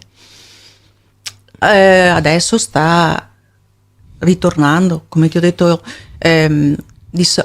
ma ho visto tendenzialmente anche a livello di crescita, di ricerca, tendenzialmente sono più le donne. Adesso stanno arrivando molti uomini e si stanno unendo, perché io penso che adesso sia arrivato il momento della coppia sacra, uomo e donna che lavorano in contemporanea, mano nella mano, come avevano fatto loro, perché il completamento dentro di noi è della parte maschile e la parte femminile, all'esterno quindi si rispecchia, maschile e femminile. La visione che tu hai, la visione che ho io è leggermente diversa, perché siamo fatti in modo diverso e quindi ci si confronta. Se ci si confronta ci si eleva sempre di più. Quindi secondo me è arrivato il momento proprio di coppie sacre.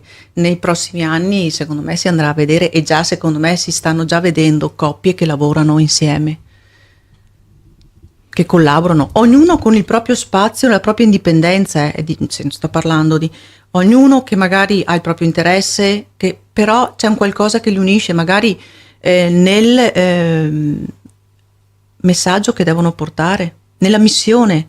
Magari lo scopo altro è qualcosa di personale, uno fa una cosa, uno fa l'altro, però la missione è insieme. Io ho visto in questi ultimi 2 anni, che per me sono stati 2 anni bellissimi, a dire cosa dicono tante persone, sono stati Infatti. veramente bellissimi, pieni di luci, pieni di ispirazione, pieni di tutto, perché ha risvegliato un sacco di persone, e quello che non andava tanto bene, si sono formate delle crepe profonde, si sono rotte, ma per cui era solo una questione di tempo, ha accelerato i tempi, e questo va benissimo.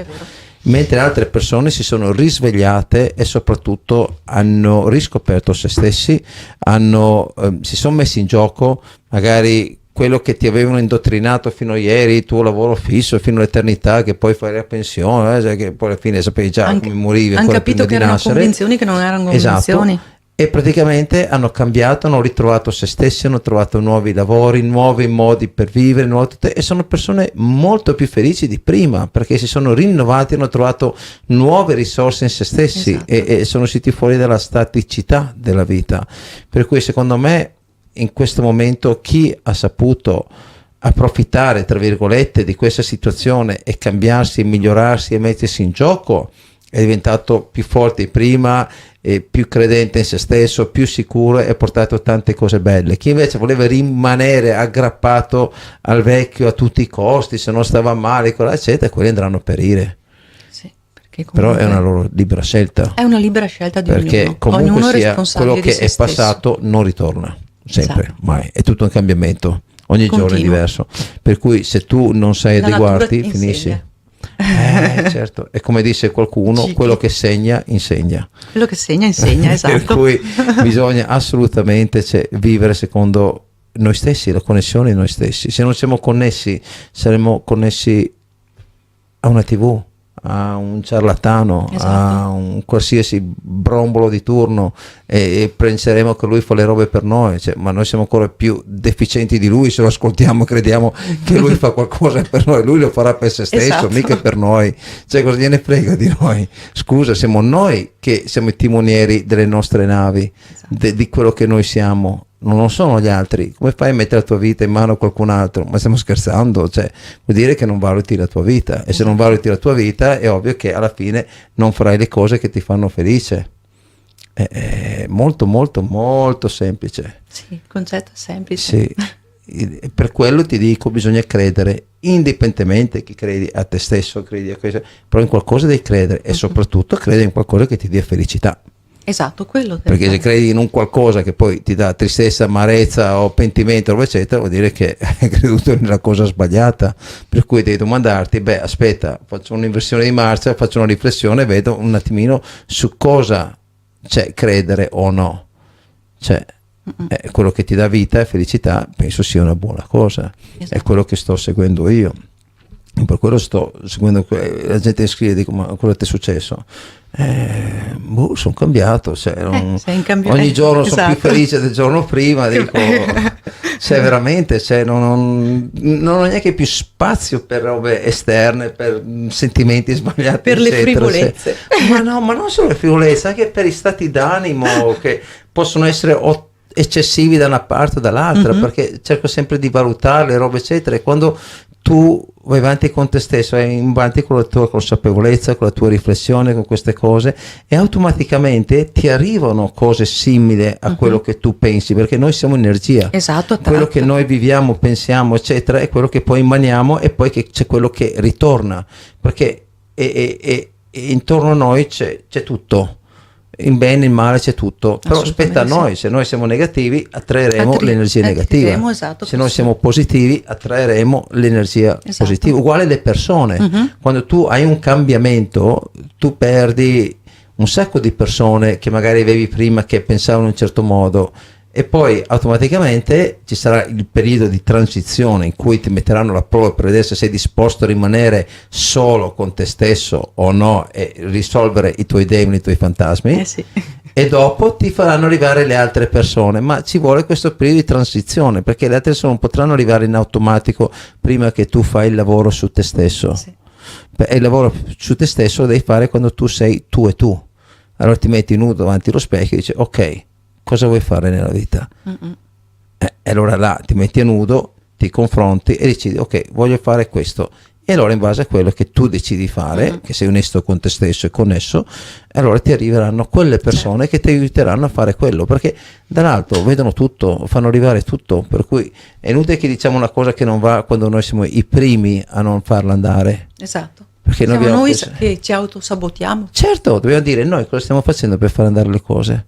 Tutto dipende da noi, cioè, noi giriamo destra o sinistra, semplice, cioè, quando capisci questo capisci tutto, come tu che tu hai fatto la ricerca su te stessa, hai detto ma non può essere, cioè, qual è la figura Maddalena che mi riaffiora sempre, eccetera, e da là hai fatto una ricerca e hai capito, diciamo, ed hai approfondito, e questa ti ha dato sicuramente tanta conoscenza, tanto entusiasmo, se no non avresti fatto tutte queste ricerche.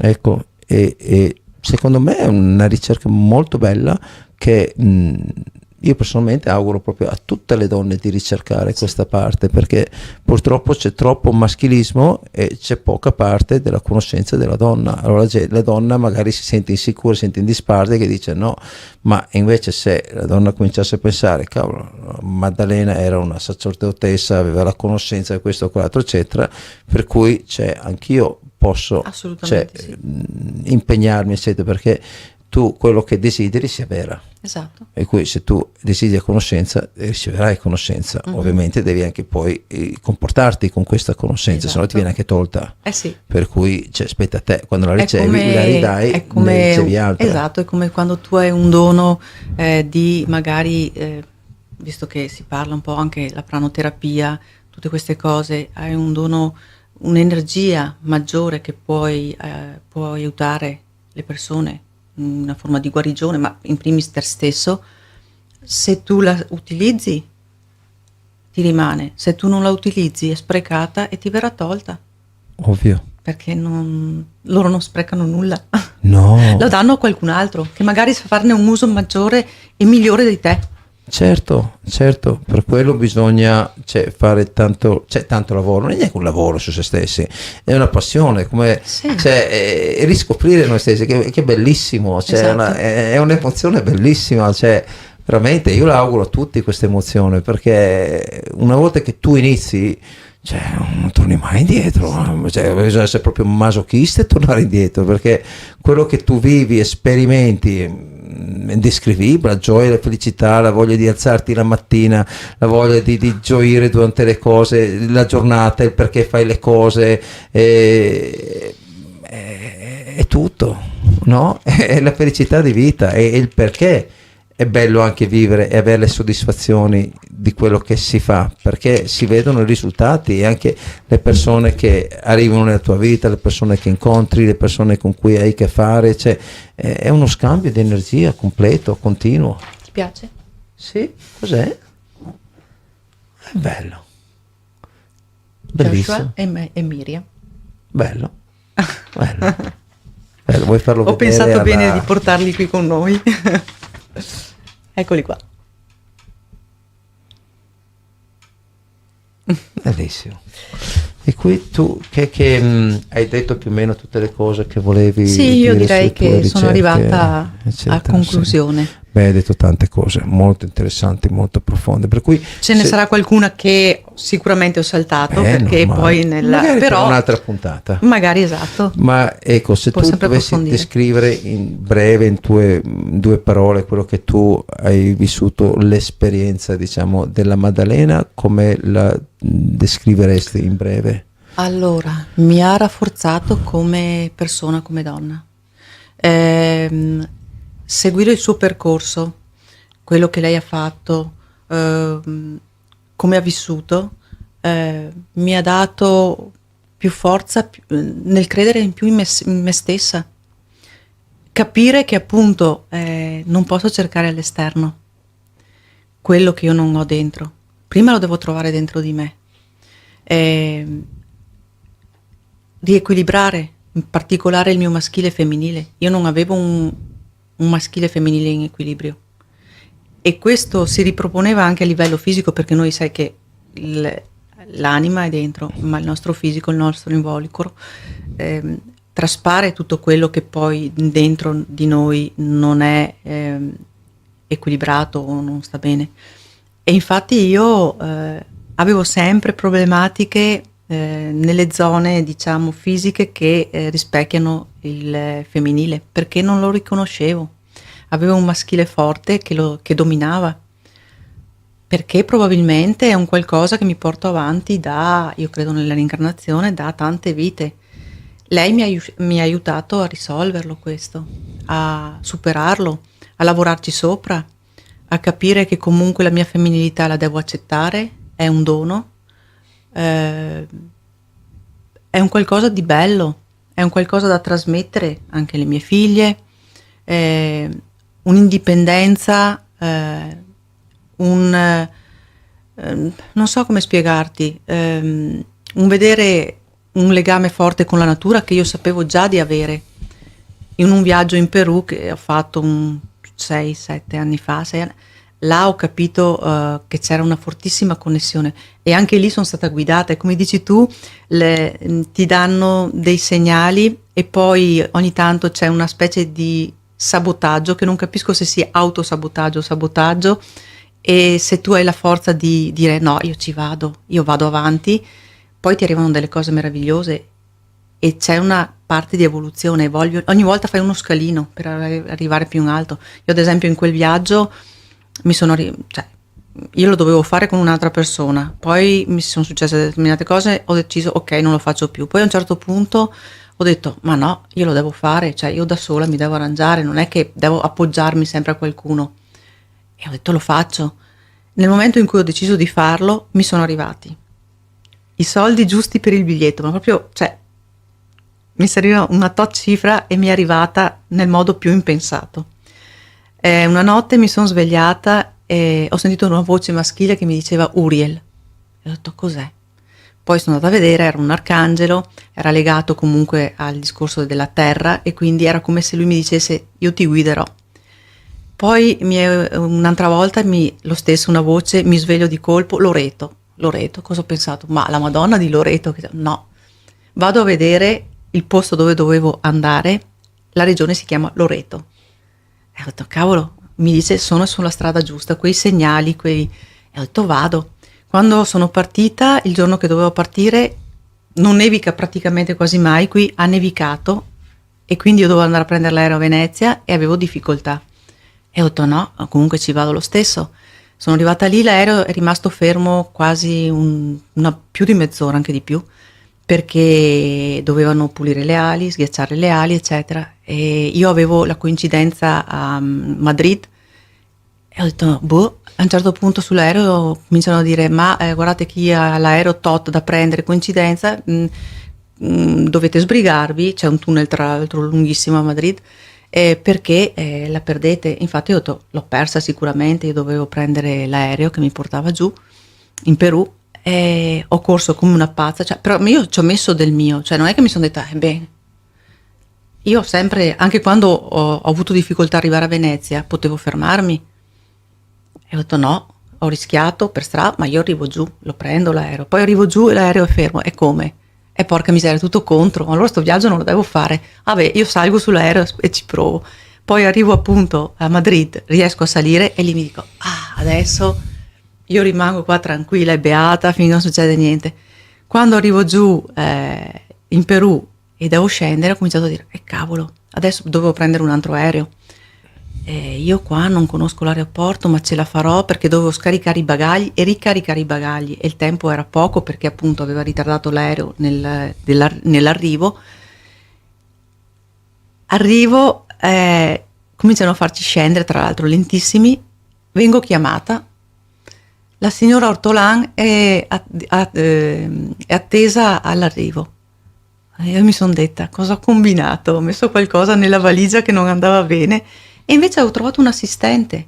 Io non ho chiesto un assistente e questo assistente mi ha portato facendomi passare, evitando la coda, io non avrei preso altrimenti l'aereo, e mi ha detto, signora, adesso le valigie lei le carica lì di nuovo, mi raccomando, lì deve entrare, c'è il gate, passi.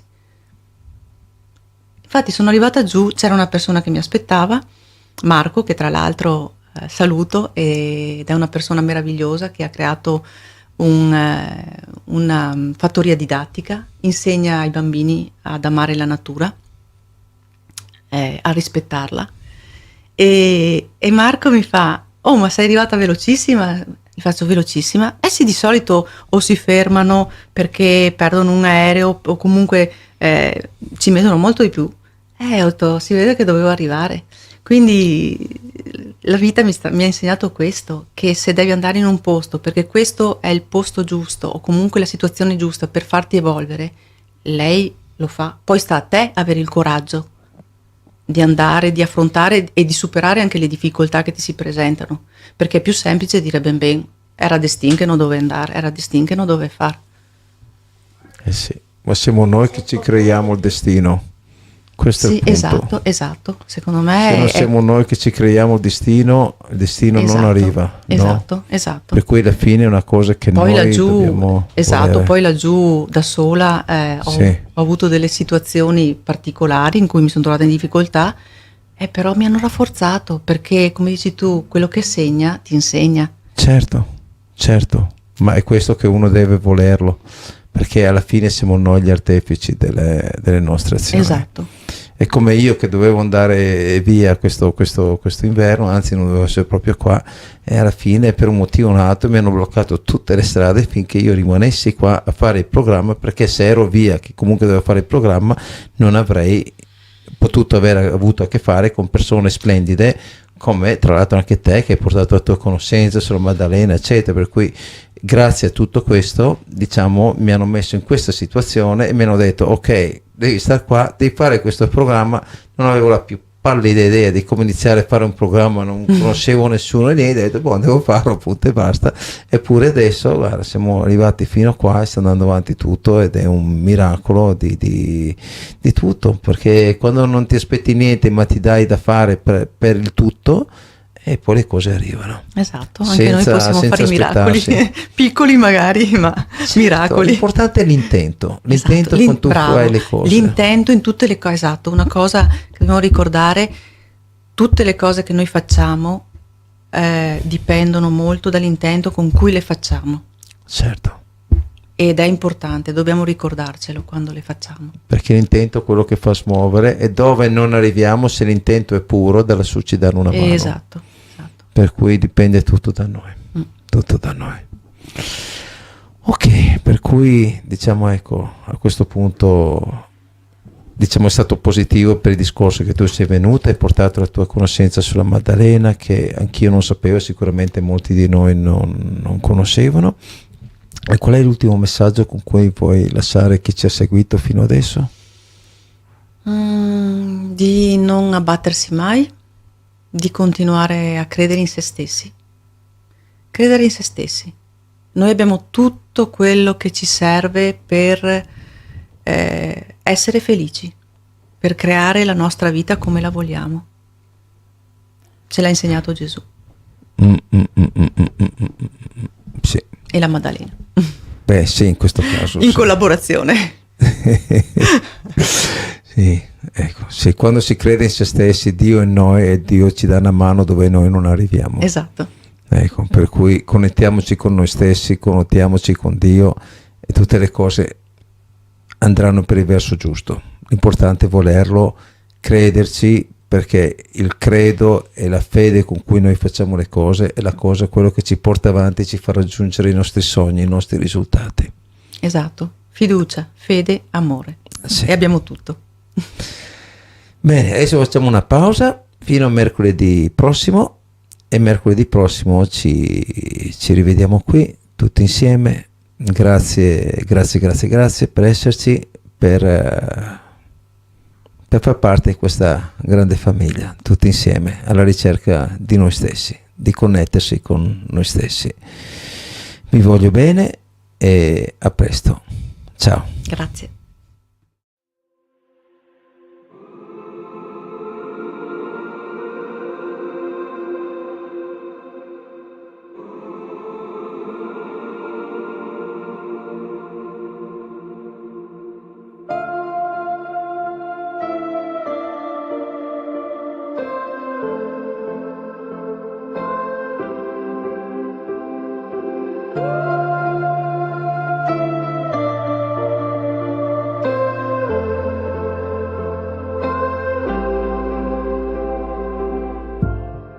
How did we get here? What comes to wait on a lonely shore? I can see in your eyes, dear. It's hard to take for a moment more. We've got to Burn the ships, cut the ties, send a flare into the night. Say a prayer, turn the tide, dry your tears and wave goodbye. step into a new day. We can rise up from the dust and walk away. We can dance upon the heartache, yeah. So light a match, leave the past, burn the ships, and don't you look back.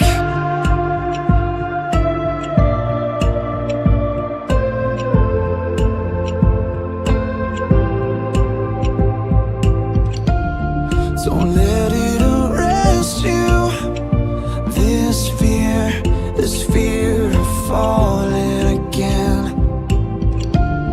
And if you need a refuge, I will be right here until the end. Oh, it's time to Burn the ships, cut the ties, send a flare into the night. Say a prayer, turn the tide, dry your tears and wave goodbye. step into a new day. We can rise up from the dust and walk away. We can dance upon the heartache, yeah. So light a match, leave the past, burn the ships, and don't you look back.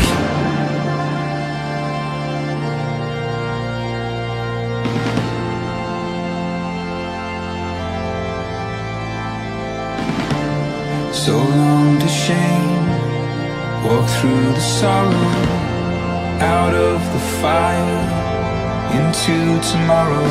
So flush the pills, face the fear, feel the weight disappear.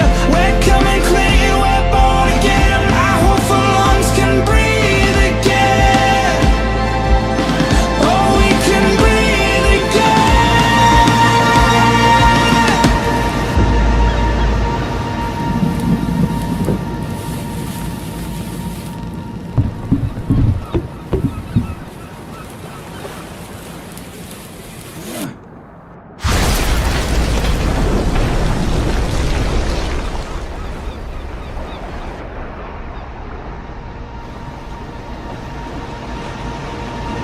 And step into